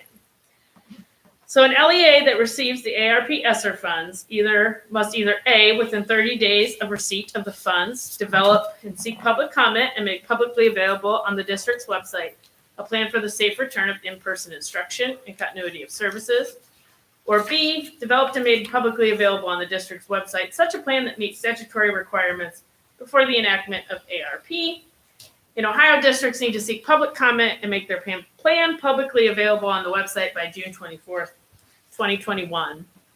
We are currently working on that. I am looking, they haven't really clarified how they want the public comment, if they want it in similar fashion to the way, like a hearing, or, so I'm looking for some more guidance on that from ODE to let us know what exactly qualifies for public comment on this plan. I know Julie and Rachel had put together the extended learning plan that Governor DeWine had asked for back in April. And a lot of the notes from ODE say, build off of that. That's probably got almost all the components they're looking for in that. Don't recreate the wheel if you've done that. And that's currently out on our website. It will probably need a few tweaks because there are some additional points they want added in there. Most importantly, if we go to the next one, we'll show you. I know that's hard to read up there. Districts were encouraged by DeWine to develop and post a back to school plan to the district website. They may meet the requirements, but we need to review to make sure it meets the criteria. And the one that I think where we need to add is the district's plan must include how it will maintain the health and safety of students, educators, and other school and district staff, and the extent to which it has adopted policies, and a description of any such policies on each of the CDC's safety recommendations, including, as you can see, all the things that they've recommended thus far. Obviously, we've established a lot of that stuff this year because we've had to. We've followed CDC, we've followed what Summit County has said, and so we just kind of need to mesh those two things together in order to satisfy this. We just received the money, and we've only received 2/3 of it in the CCIP on May 24. So that started the clock for the 30 days, and to get that posted. So we are working on that right now and hope to have that very, very soon. So it's just done. Next slide. So it also requires that we have an ARP ESSER plan, which is something we've kind of already started in a sense. And this is separate from the continuity of services plan. So this is kind of in conjunction with what they make us do in the CCIP as far as the budget details and the assurances. Basically what they're saying now is posting that information on your website to the public of saying, here's what our budget is, here's where we're, as of this point in time going to spend this money. Here are all the details of everything in there. We have until August 20th, 2021 to do that. We're currently building that right now. We have a lot of the information, but like I said, this money just got dropped in and they haven't dropped the full amount in. ODE hasn't. So once they do, we can start working out those details and then get that posted. One of the bigger things, and I think it might be in my next slide, is that they want you to review at least every 6 months, both of these, and take, public comment on both of the plans at least every 6 months. You don't have to adjust anything, but if you do need to make those revisions at that time.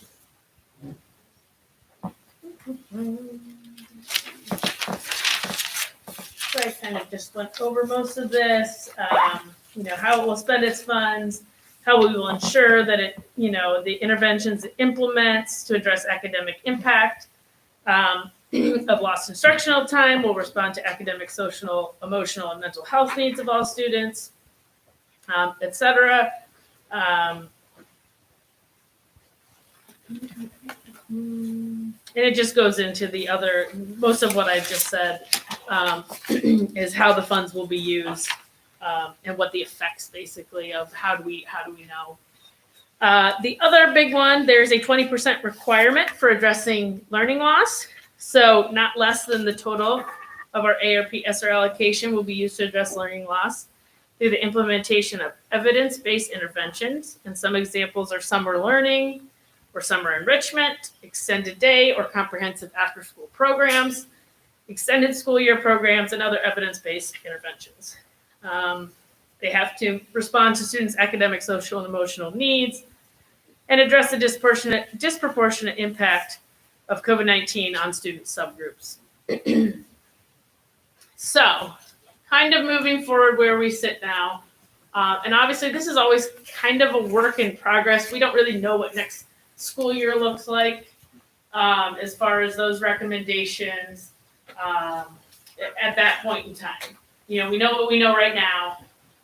So there, it is good that we review it every 6 months, similar to the emergency levy plan, because those things do change. Our needs change as those go on. So I see that being very similar to how we handle the emergency levy plan. So some of the things right now that we had already planned for, but maybe delayed, we are able to do now. So I'm sure you've seen we have posted for 2 social workers that once ESSER is no longer available, they will be paid for out of student wellness and success funds, which we still have, which we have a good amount, even if it doesn't make it into this next biennium budget. We still have most, if not all, of our student wellness and success funds still there, and there is no deadline to spend those. So we will have those for the 2 social workers, and that was part of the wellness plan originally. The hiring of 2 literacy specialists was also part of this. The continuation of cleaning and sanitizing supplies, buying some more of the scrubbers for the other buildings so that everybody's on the same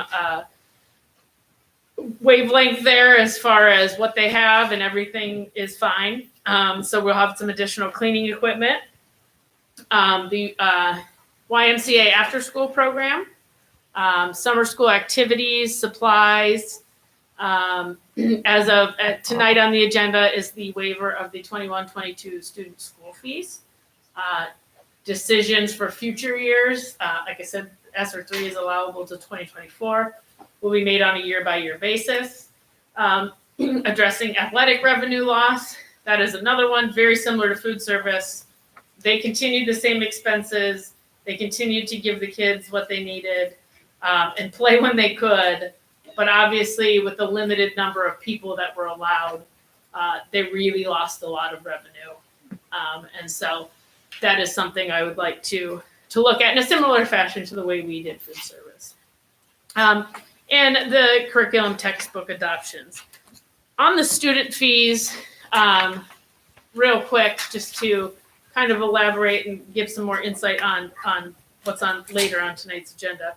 I sent to all of you yesterday kind of where we stand with the student fees. It's not really been, I think, well managed in the last, maybe 5 to 10 years, just as far as, what we're really spending it on versus what we're charging students and all of that.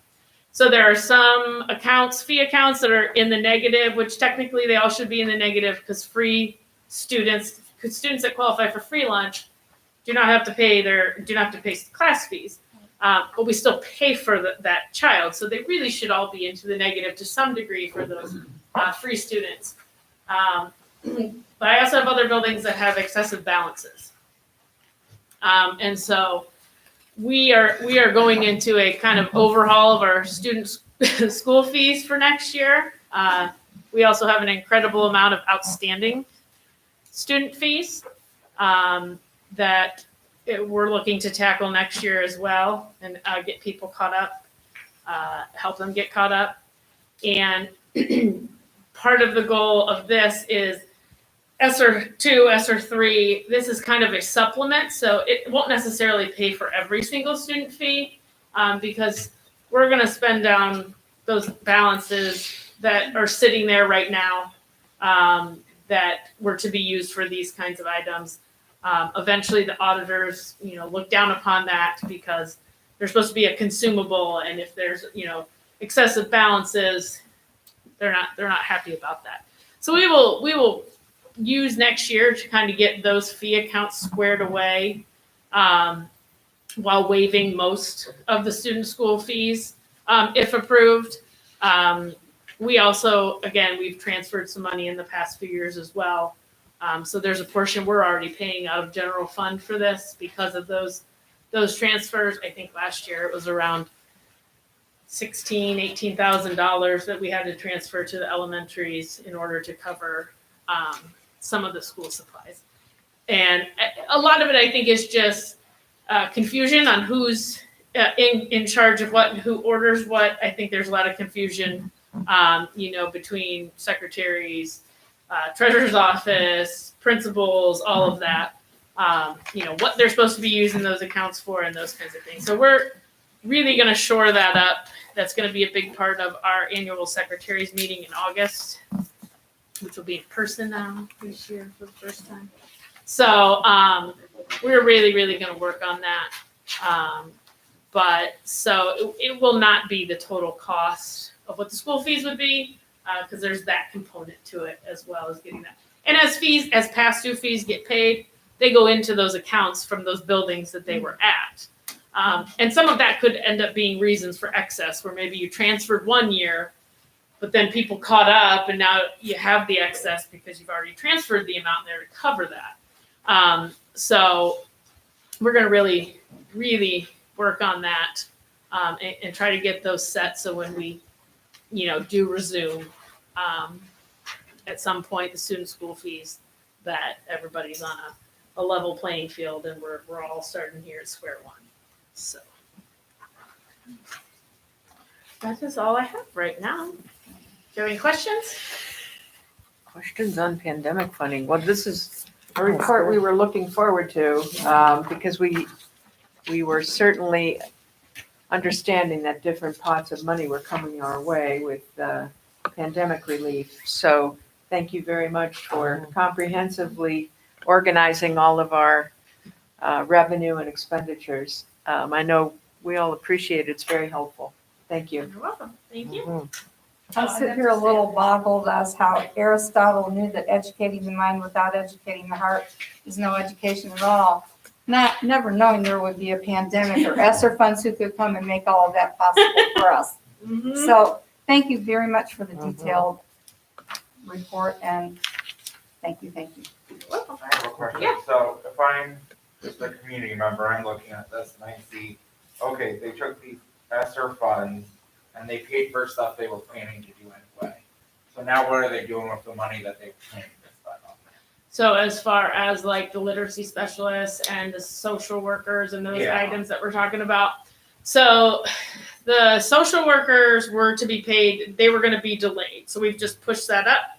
They were always going to be paid out of the student wellness and success funds that we have. The literacy specialists, I believe, if I remember correctly, we're going to come out of just general fund. I don't think they were not part of the emergency plan. We would have been able to allocate them out of title funds.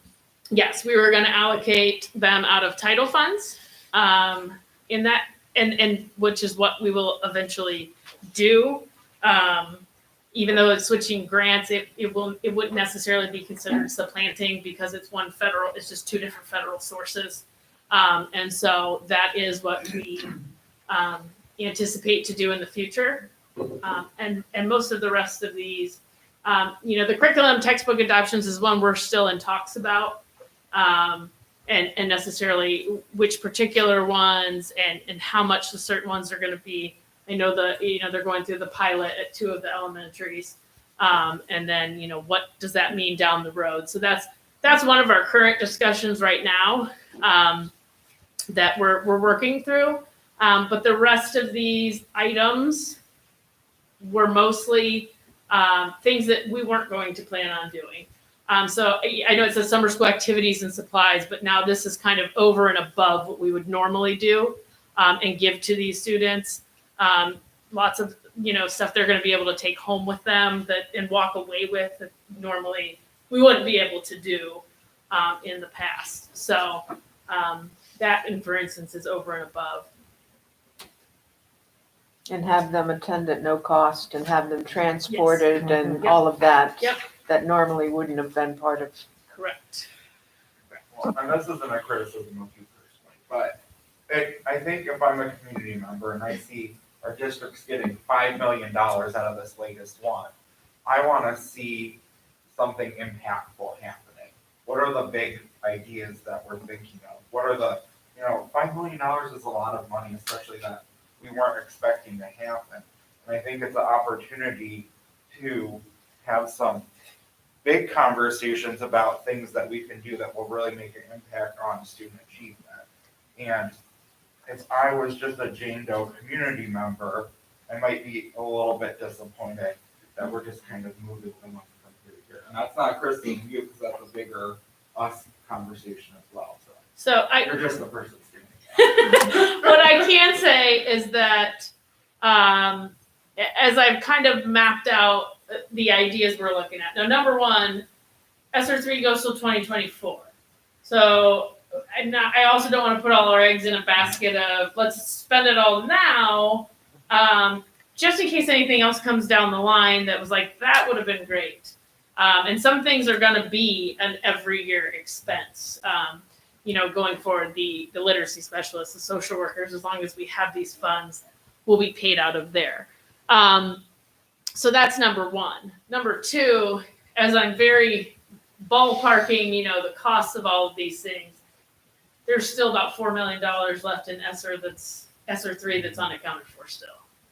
Yeah.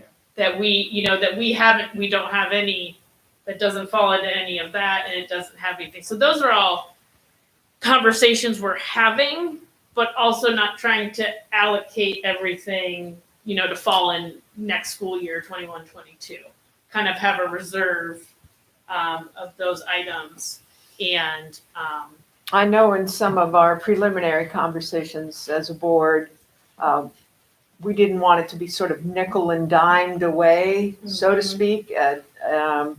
And so some of these bigger ticket items, like providing an after-school program in our buildings for interested children, that kind of a big ticket, impactful piece is certainly a critical part of using these funds in a very visible and important and necessary way for the kids, especially our little ones in our elementary schools. But I know too, when we're even talking about cleaning supplies, I know that student fees are certainly one issue that our parents have to address.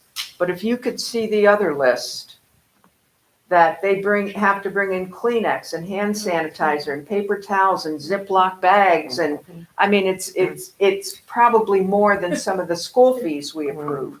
And I'm just wondering if at some point in time, can we send to Richardson Elementary 2 cases of boxed Kleenex and 4 boxes of Ziploc bags? And if that's what keeps stuff separate and markers, whatever, then let's think about that too, because our parents are spending a lot of money on, I'm not talking about the crayons and the markers and the glue.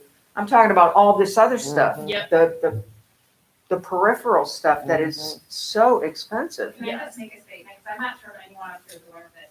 We have received at the building level tremendous donations, and I believe some of those were just sitting at the warehouse or whatnot over the years. And I know myself and several other elementary principals this year, we package those up into grade level sets for next year, and we drastically reduce our supply list. Good, perfect. So, Because that's probably, quite honestly, one of the biggest things we hear is by the time you're done up and down the aisles with gallon Ziploc bags, quart Ziploc bags, 2 boxes of Kleenex, hand sanitizer, wipes for the board, I mean, it is so expensive that, folks struggle. That's directly these funds, but I think it was one thing that we're like, we think we get back in whatever ways we can. Right. Why keep these in our building when we're doing students? Thank you for that information. And Well, all something those to would take a fall look under at. the, cleaning and Sure, sanitizing supplies that, exactly. we've already, at least in ESSER 2, we have 127,000 set aside for that, in addition to actual, custodial cleaning supplies as well.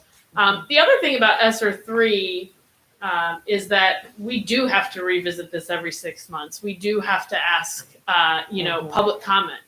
And so if there are public comments and they have questions or suggestions on our plan, and there's 2 separate ones, one about the actual kind of how we're doing it, and then the other of what we're actually spending it on. Those have to be revisited. So it's not you're not going to see this ever again. This will be something that gets updated every 6 months and kind of revisits our situation at the time. Because we also don't necessarily know what may change, what may not change in the future, what requirements going forward. But with ESSER 3, another addition is, the 20% has to address learning loss. So there are some different requirements necessarily with this one that engage the public a lot more. The first two, especially the first one, was just kind of a get it in their hands because they need it, because we're incurring all these expenses. This one, because ESSER 2 was the amount that it was, and it lasted it can last a little bit longer, gives ESSER 3 a little more time to be thought out in that aspect of including, the community and including all these different requirements and reporting out, basically. So that's something that we will continue to do going forward for sure. Because like I said, there's still a big chunk of that money that even after all this is covered for all of those years, it's still there. We certainly don't want to give any back in 2024. No, we don't. So, we may get to a point where we have to, kind of brainstorm those kinds of things of what can we do, or what does the community need us to do in those instances if we get to that point at the end. Well, I know even with our curriculum materials, we when we had our initial conversations about our emergency levy, and we were thinking, of course, of shoring up specifically our elementary buildings using that money for repairs and whatnot. We added that component of curriculum because it had been neglected for so long. But even with that was like the basic curriculum cost. What does it take just to keep our nose above water? And that didn't even cover every area. I mean, there's wonderful materials that we should be providing in music, for example, that aren't on there, or art that aren't on there, or physical education that aren't on there. We had to hit just the big items and not even talk about supplemental things that may enhance that. So as far as curriculum materials go, I mean, I think that that's going to be one that's going to need quite a bit more attention. So, well, any further questions for?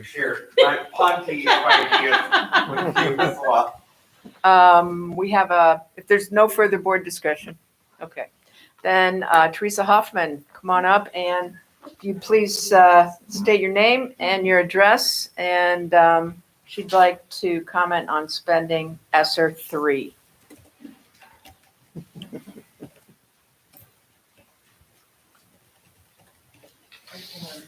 Yes, ma'am. Hello, I'm Theresa Hoffman. I live at 1925 10th Street in Cuyahoga Falls, Ohio. I have a son at DeWitt, and I think I speak for a lot of parents when I know that the environment affects our children's ability to listen and learn, and we like air conditioning. That, you're talking about like a big impact. I know there's probably a lot of different things that go into that price, and then the really old buildings, but that would make a lot of people happy. Yeah. Well, it's certainly something that we could explore in terms of cost and feasibility. So thank you for your suggestion. Sure. Alrighty.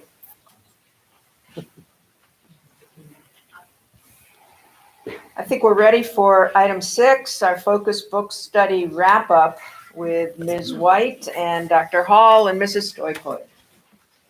I may have to defer to Ms. White on some of this because I had to be pulled away towards the end of our conversation on Zoom last week. But what we started the discussion with basically, and thankfully Rachel and Julie were both part of these groups because they have all the plans. So they were able to speak on it. But we kind of looked at, the what do we do now? How are we going to use this going forward? And so Rachel and Julie were kind enough to share all of the stuff that they already have in the works going forward. They each have, multiple different committees or clubs or groups that they've purchased the book for. Staff, we talked about providing it to the entire staff, not just the teaching staff, the secretaries, the food service, all of them going forward. Do you want to elaborate? Oh, you have them. So we ordered the focus book for all of our staff members. We're starting with the current committees that we have in place, and we'll be folding that into our discussions and our agendas.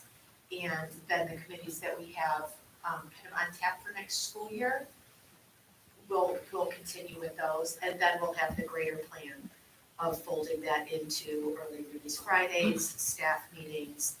So we already have that planned out, kind of in a rough plan. And now that Dr. Cruz is aboard and we can share that, then we can flesh that out a little bit further. So we have some plans in place already. We're just waiting to share those details. And I know they discussed perhaps not everybody reading the whole book, but the ones that, the first 3 or 4 chapters, and then depending on who you are or what your position is here, which other chapters you may focus on going forward. So I think that was the basis of a lot of the beginning of the conversation. And then I'll be honest, I really don't know if you guys went on to something else at that point without me. Ms. Dudone spoke about the 612 and kind of where they're going and heading, so I'll defer to Julie. Sure. So I spoke about this a little bit at the last board meeting, but I met with my 612 ELA teachers already one time, and then the 9 through 12 content ready teachers. And so they're all doing this, Mrs. Goldthwait mentioned. They're all reading that first section, so what we do, how we do it, why we do it. And then they're reading a section according to their specialty area. So the ELA teachers, that's the easy one, math, science, social studies, and then I have any teacher or counselors or whomever who aren't teaching one of those 4 subjects are picking one that they think is most closely aligned with their book. And then I told them, of course, they were welcome to read the whole thing, but we would be discussing all together, and then we're meeting again next Tuesday, actually. So I'm excited about that. So, and we also talked about how we would use a portion of the time we have administrative retreat this Friday and Monday to kind of discuss as a group, the plan for next year and where we're going with this and in what direction everybody is in. It's probably the first time we've all been in a group together, and I don't even know how long. So in person. So yes, and Rachel has purchased this, was leading with focus, correct? Yeah, it's leading with focus. We just ordered this, just for CCR. We ordered it. I'm not sure if everybody has read it yet. We've got to discuss it, but we'll open that conversation up probably in the next, 2-3 weeks, and then make a decision if we're going to continue with this book, which we probably will. It's very well aligned. It's really an excellent choice, but it's a really quick read. It's like a 2-hour read, and then you're done. Lots of rich conversation can be attached to this, but then we'll piggyback it with another book of choice. Well, I know we want the book study on our agenda for our board work session in 2 weeks. And that's something that we all remain committed to participating in. I know that each time a different group presented each month, the presentation began with how much they enjoyed having the conversation just that hour with K-12 administrators from all walks of life, whether you were food service or transportation or EL, a building principal or a school board member, to have those conversations from different vantage points. We all universally felt very strongly that it's something we wanted to continue. So we're going to have that as an agenda item.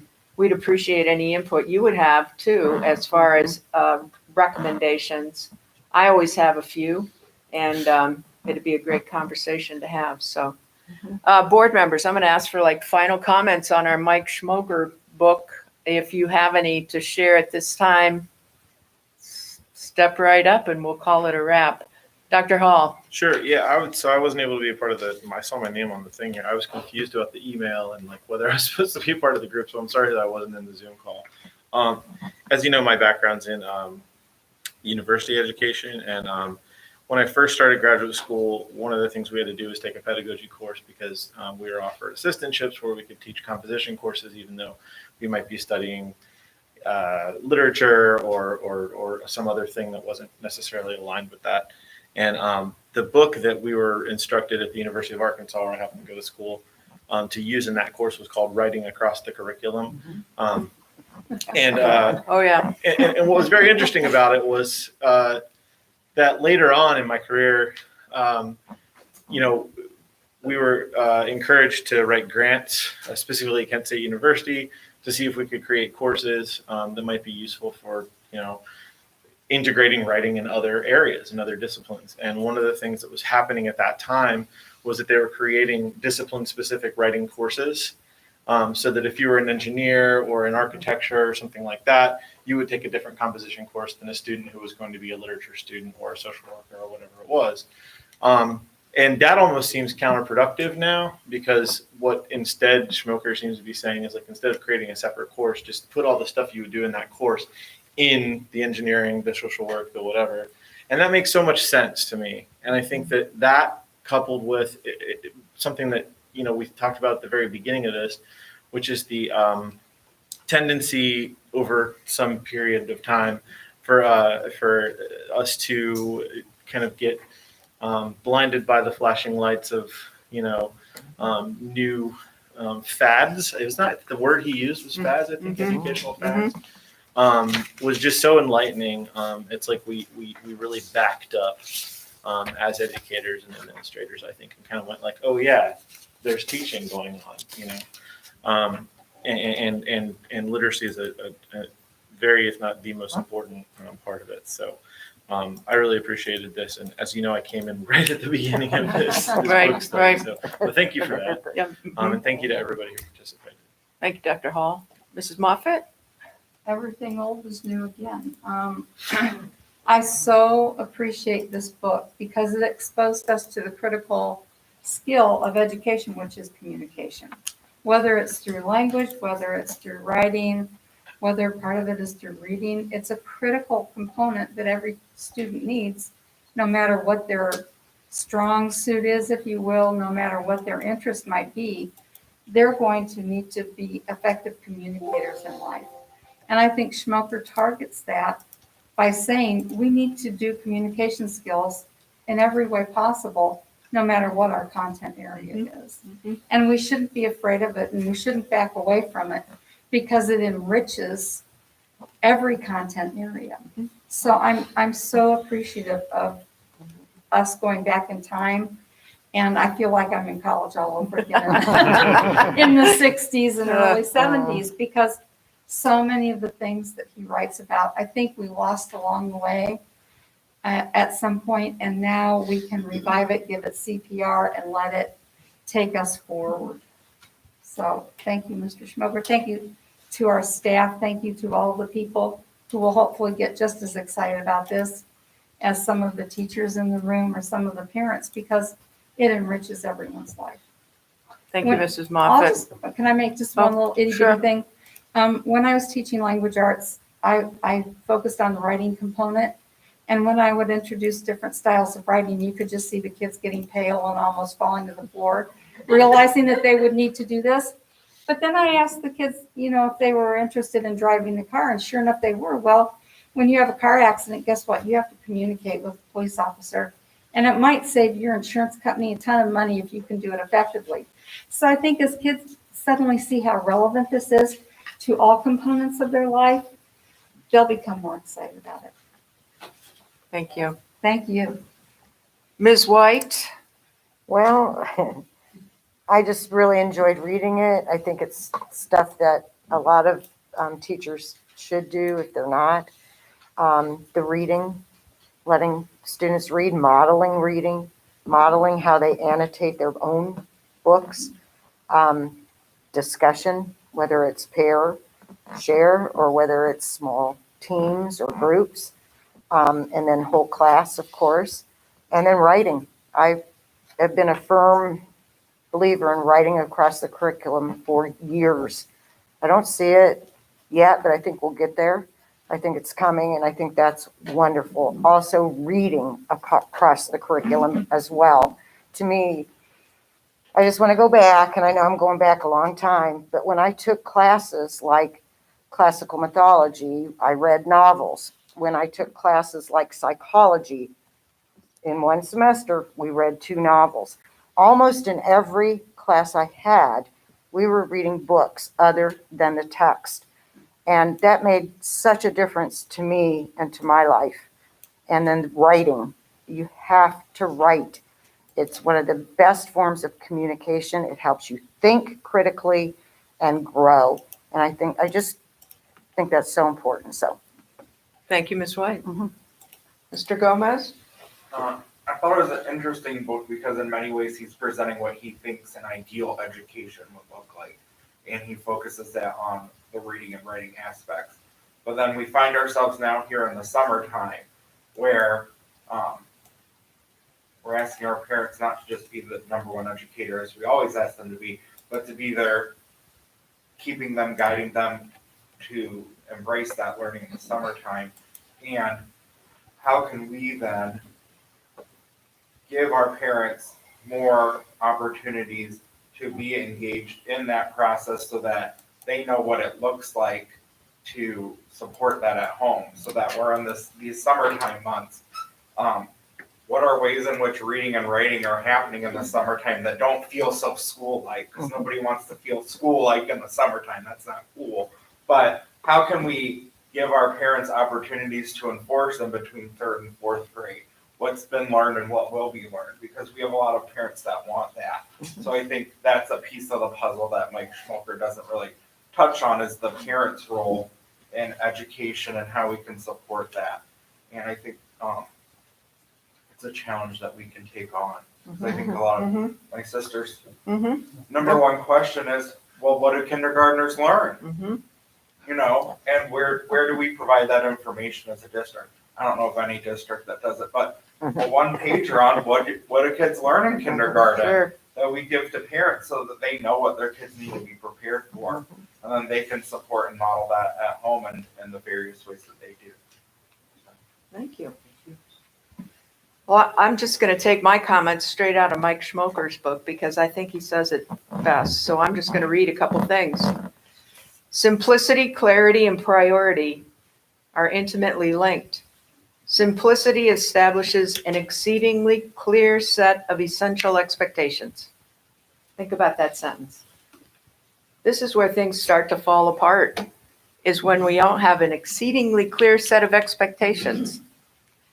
For an organization to maintain its focus on its highest priority, it must routinely clarify them so everyone in the organization knows what to do and what not to do. I think that is so perfectly clear, we ought to have a billboard on it. We must relentlessly clarify our primary focus. I think we've been doing a better job at that. But here's the real key. Leaders must be seen as clarifiers, focusers, and keepers of the core, who incessantly cut through the clutter to distinguish between what is merely important and what is imperative. The core must be monitored obsessively. Think about that.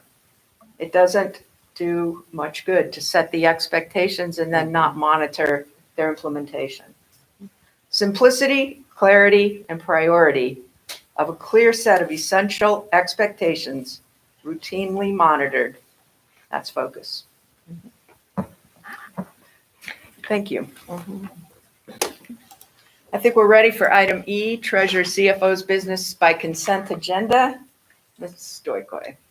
I'd like to recommend that the Board of Education approve all items listed in the treasurer's consent agenda. So moved. Oh, moved and seconded. Any discussion on any of these items, Ms. Stoykoy?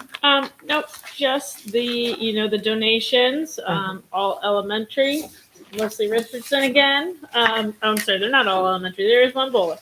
But Preston and Lincoln got in on the fund this time as well. So always thankful for our donations from the community and otherwise.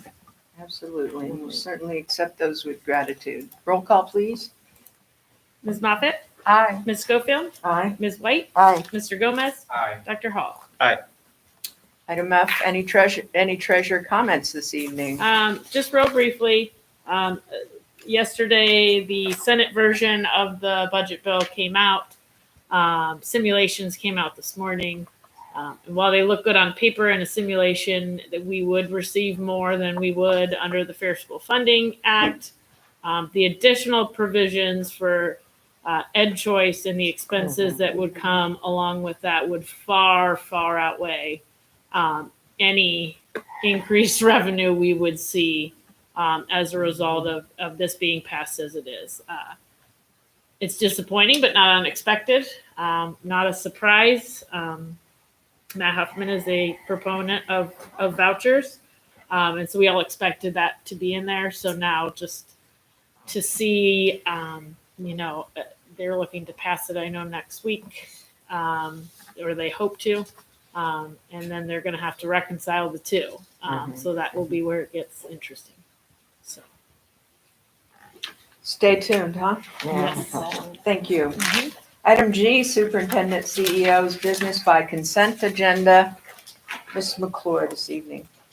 It is recommended that the Board of Education approve all items listed in the superintendent's business consent agenda. So moved. Second. It's been moved and seconded.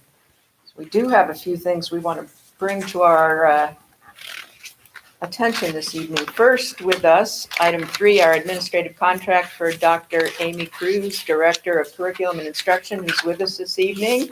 Welcome, Amy. We'll give you a little round of applause. Is that a little bit of black and gold you're wearing? Very much appreciated. Anything you'd like to say this evening? I'm grateful for this opportunity. I'm really looking forward to working with a great team and doing what I can to help with every child, every day, every conversation. Take it to the bank, girl. Take it to the bank. All righty. I also know we have item 18 on here, which is the contract for services for Heinemann. It was on, then it was off, now it's back on, and that's through the relentless efforts of Dr. Seifert, making sure this contract was on here tonight. The faster we get this stuff ordered, the faster it gets into our teachers' hands, and she knew how important it was for us to have this approved as soon as possible. So we're anxious for our Richardson and Elizabeth Price teachers to implement this pilot and get some great data for us in the upcoming school year. So thank you. Any other comments on this consent agenda? I want to comment on the same two things. I had an opportunity to go over to Preston, thanks to Tammy Brown and Dr. Seifert, and I got to flip through the curriculum materials that we're buying for literacy, and oh my gosh. Is it awesome? It's really exciting to actually get to see it and flip through it. And just such a diverse section of books, and my mind was spinning because it's like, well, there's a book about Ella Fitzgerald. Well, the music teacher could read that book to them and then have a lesson about that. So really giving resources when we talk about reading it across the curriculum to actually do that and implement that. And there's books about artists as well. So we're giving the resources to make part of what our goal is with reading and writing across the curriculum actually happen. And it's not just an expectation. We're actually providing the resource, and that's an important step as a board for us to take. Absolutely. And that goes in with Dr. Cruz as well, that we're so happy to have you. It's been a long journey as a board working to define what this would be and to find the right person. And we're so lucky and fortunate to have you join us. I think we're ready for roll call, Ms. LaCroix. Ms. Schofield? Aye. Ms. White? Aye. Mr. Gomez? Aye. Dr. Hall? Aye. Ms. Moffett? Aye. Item H, Superintendent CEO's business. Ms. McClure again, please. Just a couple of things. I just wanted to mention we had a very successful end of the year that seemed like it just started, but then it seemed to go on forever. I think and the weather was beautiful, and everybody, I think all the elementary schools, I know the PTOs especially went so overboard, making sure the kids had a happy end of the year celebration where they were able to include all of the BTRLA kids able to come in. So thanks to everybody that made that happen. So now we're on to summer, which is just as busy. So making plans for next year and seeing where we're going to go. I'd like to also welcome Dr. Cruz. We're super excited to have her as a member of our team. Christy and I are super excited now because it's 3 against 3 on the cabinet. And It's over, Ryan and Joe. And you know, yeah. It was over long ago. See, I love the way you think, Mr. Hodge. All righty. So yeah. And other than that, unless I can answer anything for you, I don't have anything else. Okay. Item 2 and item 3 are first read handbooks. The first is for the high school. Mr. Jones, I'm guessing if we have any input, we should direct that your way. If you would, and then Ms. Hoffman and I will work together. Okay, and elementary, Seaford.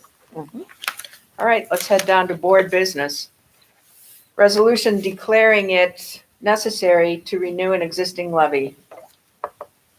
A resolution declaring it necessary to renew an existing 9.97 mil tax levy for the purpose of current expenses and requesting the Summit County Fiscal Officer to certify the total current tax valuation of the school district and the dollar amount of the revenue that would be generated by the levy pursuant to sections 5705.03 and 5705.21 of the revised code.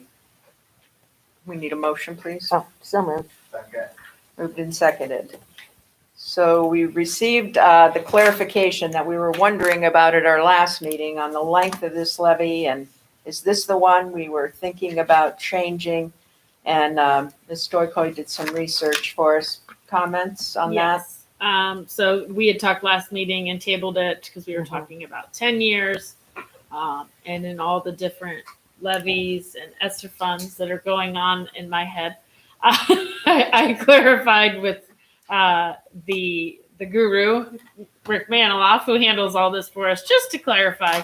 And when we had that discussion, we had the emergency levy and these flipped. So this levy can either be 5 years or continuing. Our emergency levies can go out to 10 years. But not continuing, if we so choose. So those are the two options for all of the levies that we have because of how they were approved. I asked him the follow-up question of, which I figured it may confuse people, or a question I would get is, well, we put the 4 mills on with the bond for 10 years. And that's because it was under a different, it was part of the combination, it was under a different code and statute that was approved, and that's why it was allowed to be more than the 5 years in that instance. And maybe that's when we had the discussions where we flipped it because we did the 10 years on the 4.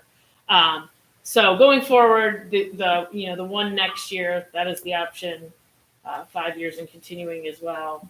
And same on this one, which is we're doing for 5 years, and then the emergency levy we could look at 10. We could always combine 2 as well, right? Okay. Other questions? Roll call, please. Ms. White? Aye. Mr. Gomez? Aye. Dr. Hall? Aye. Ms. Moffitt? Aye. Ms. Schofield? Aye. Item 2, resolution authorizing the school district board to participate in the Ohio Facilities Construction Commission Classroom Facilities Assistance Program Lapsed Segment 1. So moved. Moved and seconded. Any discussion? Roll This was- call. Oh, There's the controlling board Mhm. down at OFCC approved us on May 24th, so this is just our portion accepting that, and then I will get it back to OFCC. roll call, please. Mr. Gomez? Aye. Dr. Hall? Aye. Ms. Moffitt? Aye. Ms. Schofield? Aye. Ms. White? Resolution to waive school classroom and educational fees for the 2021-22 school year. It's recommended the Board of Education waive the high school student class fees listed in the program of studies that were approved on March 3rd, 2021 board meeting, and the elementary and middle school fees that were approved at the June 2nd, 2021 board meeting for the 2021-2022 school year to be paid with federal funds with the following exceptions: pay to participate fees, career and technical education fees, technology fee, senior graduation fees, and parking permits. So moved. Second. Moved and seconded. Discussion? I'm happy for this, but I also want us to keep in perspective that the biggest chunk of what most parents pay is number one, the technology fee, and then any pay to participate fee. So it's certainly a help to our families, but I don't want us to laud it too much because I know that they're still paying. Yeah. The majority of what they were paying, they're still paying. Yes. But I'm still happy to give them a little break. And I will, we ran into it a lot this year. So just as a PSA, that if you're not directly certified for free and reduced,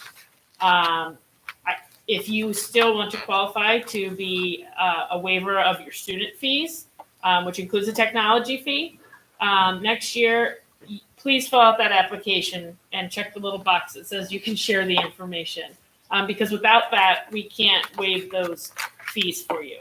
So even though next year you're not going to have to do it for lunch purposes, please keep in mind that if you want the fees waived, if you qualify for free, that you will need to complete that and fill that out, because we had a lot of people run into that towards the end of the year that didn't realize that, or that didn't fill it out because it wasn't necessary for lunch purposes. So that is definitely something I wanted to mention going forward, that that would still be something that you'll have to do. All righty. I think we are ready for a roll call. Dr. Hall? Aye. Ms. Moffett? Aye. Ms. Schofield? Aye. Ms. White? Aye. Mr. Gomez? Aye. Item 4, future agenda items. Just to clarify, 2 weeks is our work session meeting, Correct. right? So we've got, so far we have, you said it earlier, the book study, right? And then the other thing we wanted to talk about was talking about budgeting all these different funds, especially with emergency levy coming up for renewal and getting the ARP funds. We want to kind of start talking about what would the emergency levy be used for, because now we have that expectation that there be some sort of plan. Right. Were there other things you can? Anything, we will have an agenda review for our work study, board work session meeting. If you think of items, please let us know so we can make sure they're on the agenda for that meeting. Okay. Actually, let's see here.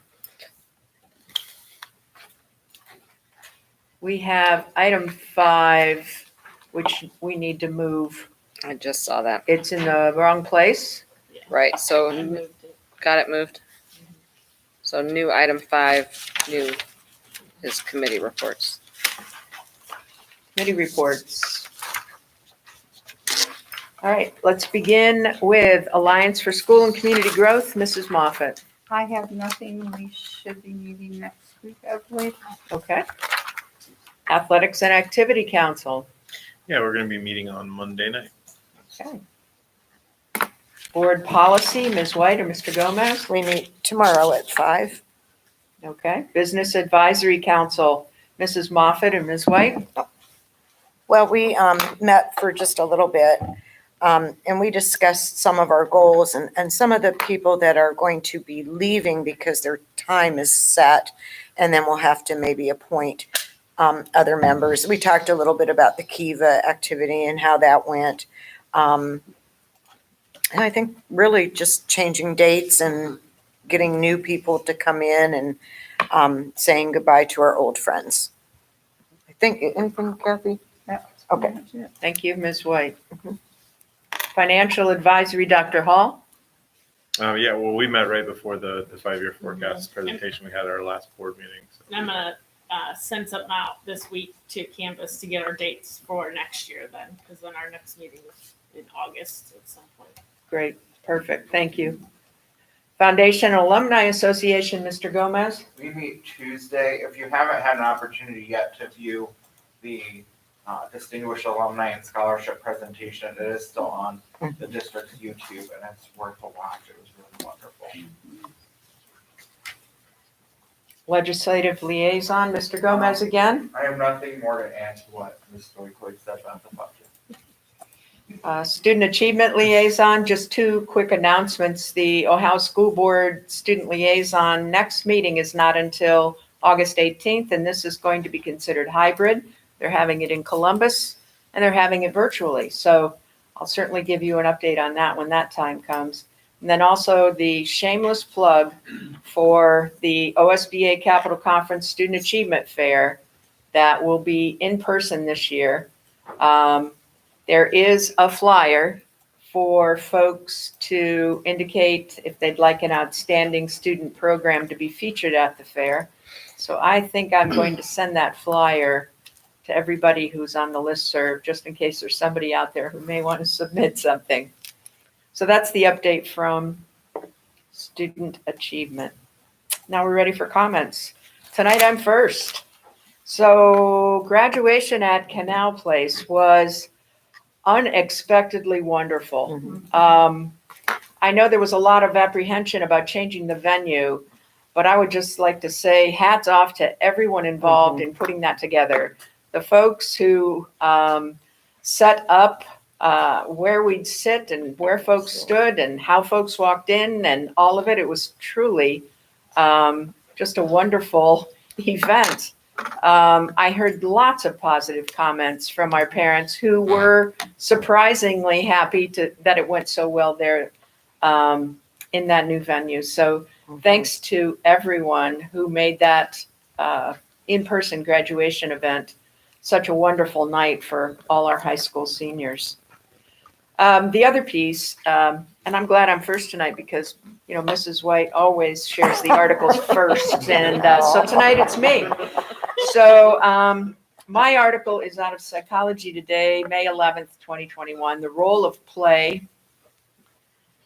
And it's written by a child psychiatrist. In my practice with children and families, I've seen a rise in anxiety, depression, irritability, loneliness, stress, and behavioral challenges.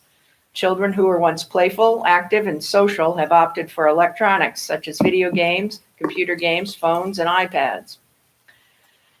The addictive and numbing nature of electronics exacerbates mental health issues and negatively impacts attention, mood, and behavior. It's more important than ever to help children disconnect from the virtual world and reconnect with the real one.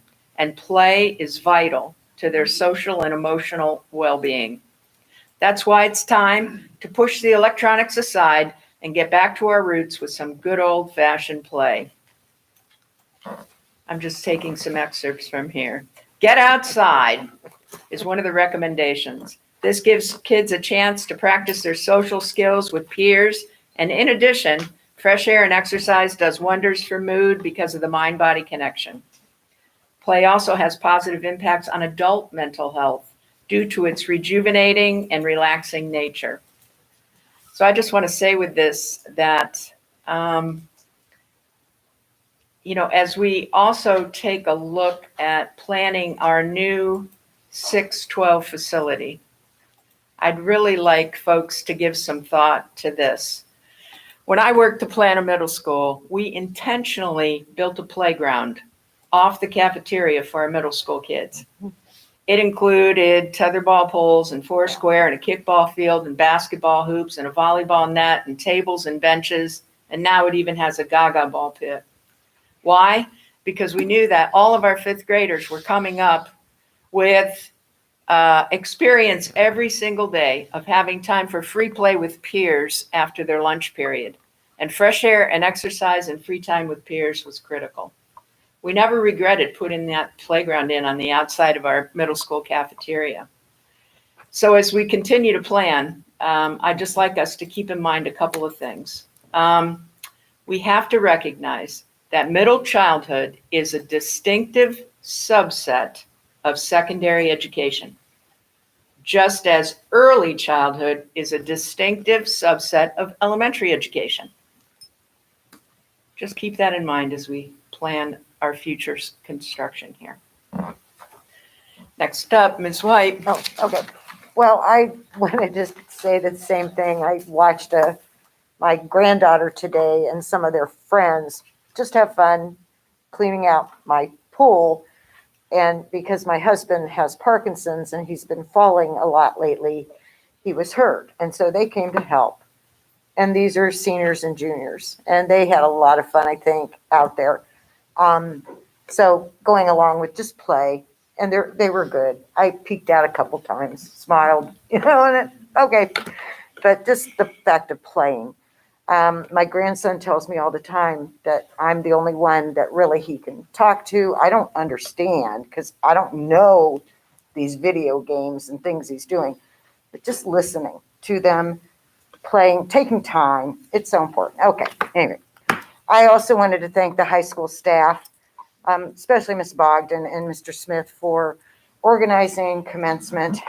It was really well done, wonderful. And so I just wanted to take time to thank the high school staff and the principals and the leadership team for that. Just well done. Finally, I don't have an article today. I know. But finally, I just want to thank our staff again for the work they do this year, every year, but mostly this year with COVID. All the stress and strain they were under, but they came through big time, whether it was the secretary, custodians, student helpers, teachers, everybody. It just, you amaze me. They amaze me with their perseverance and their patience. Thank you so much. I also want to take time to thank our students. Sometimes we don't, but they were good. They wore their masks. They distanced. They listened. They tried their best to learn as best as they can or could. And so thank you. And thank you to our parents for putting up with all the stuff that they had to put up with, which I quite understand because I had my grandchildren at home and it was hard. It was very hard, but thank you. So just thank you, everyone. I really appreciate it. It was a hard year.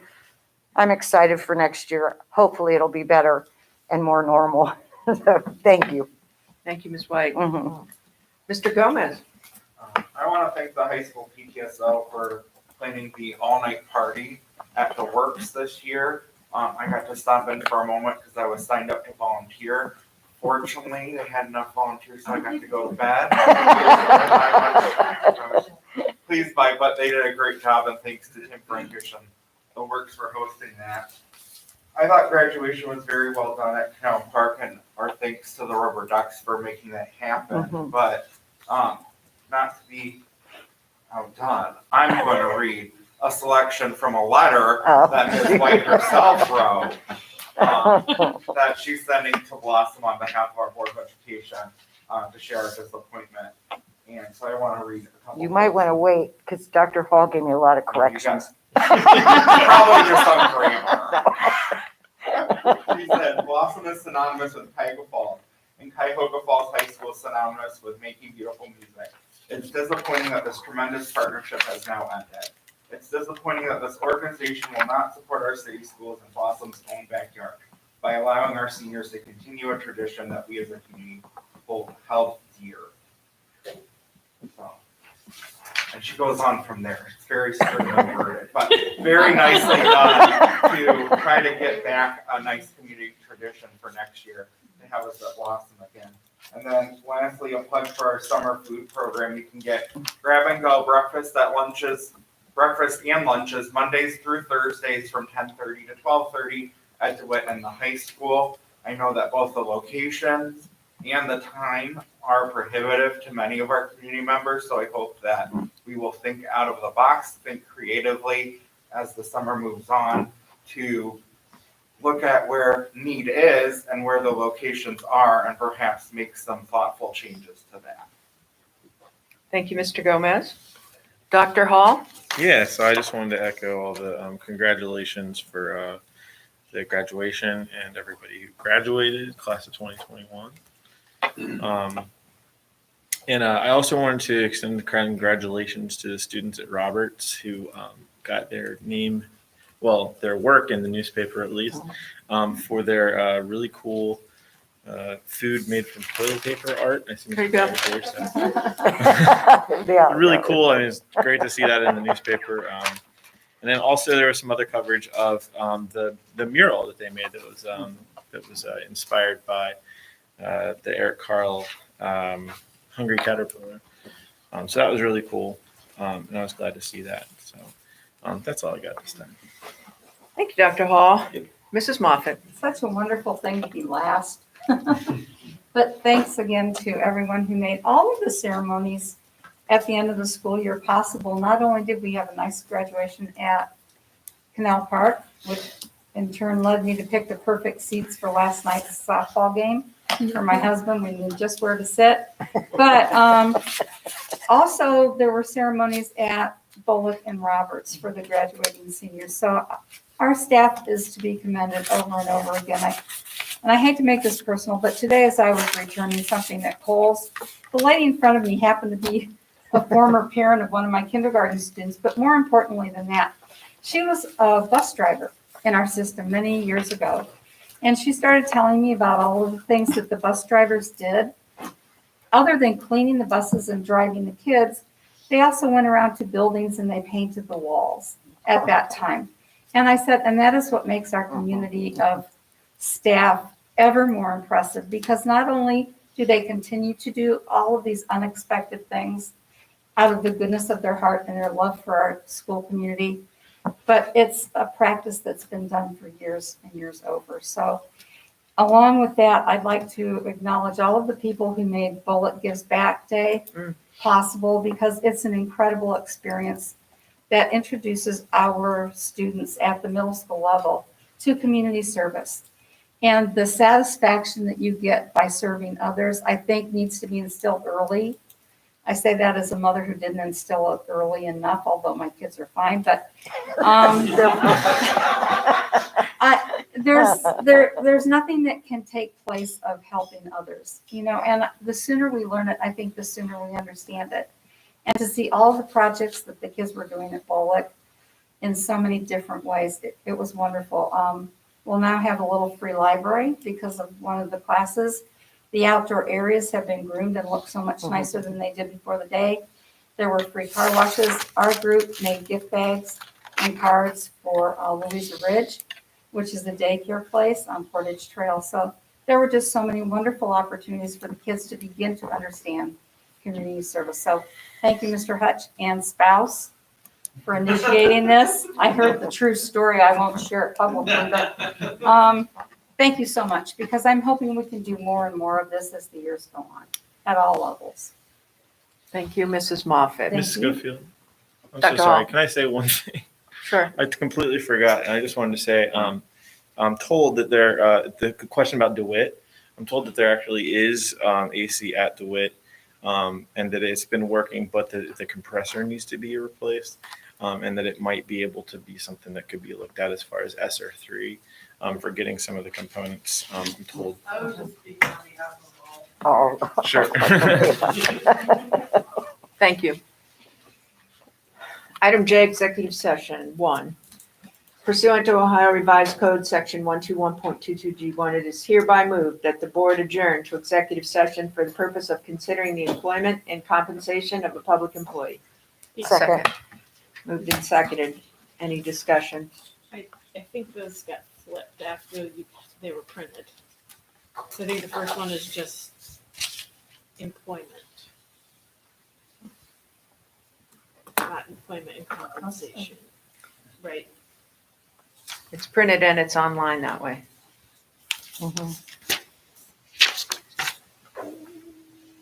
It's all right. Okay. Roll call. Ms. Moffett? Aye. Ms. Schofield? Aye. Ms. White? Aye. Mr. Gomez? Aye. Dr. Hall? Aye.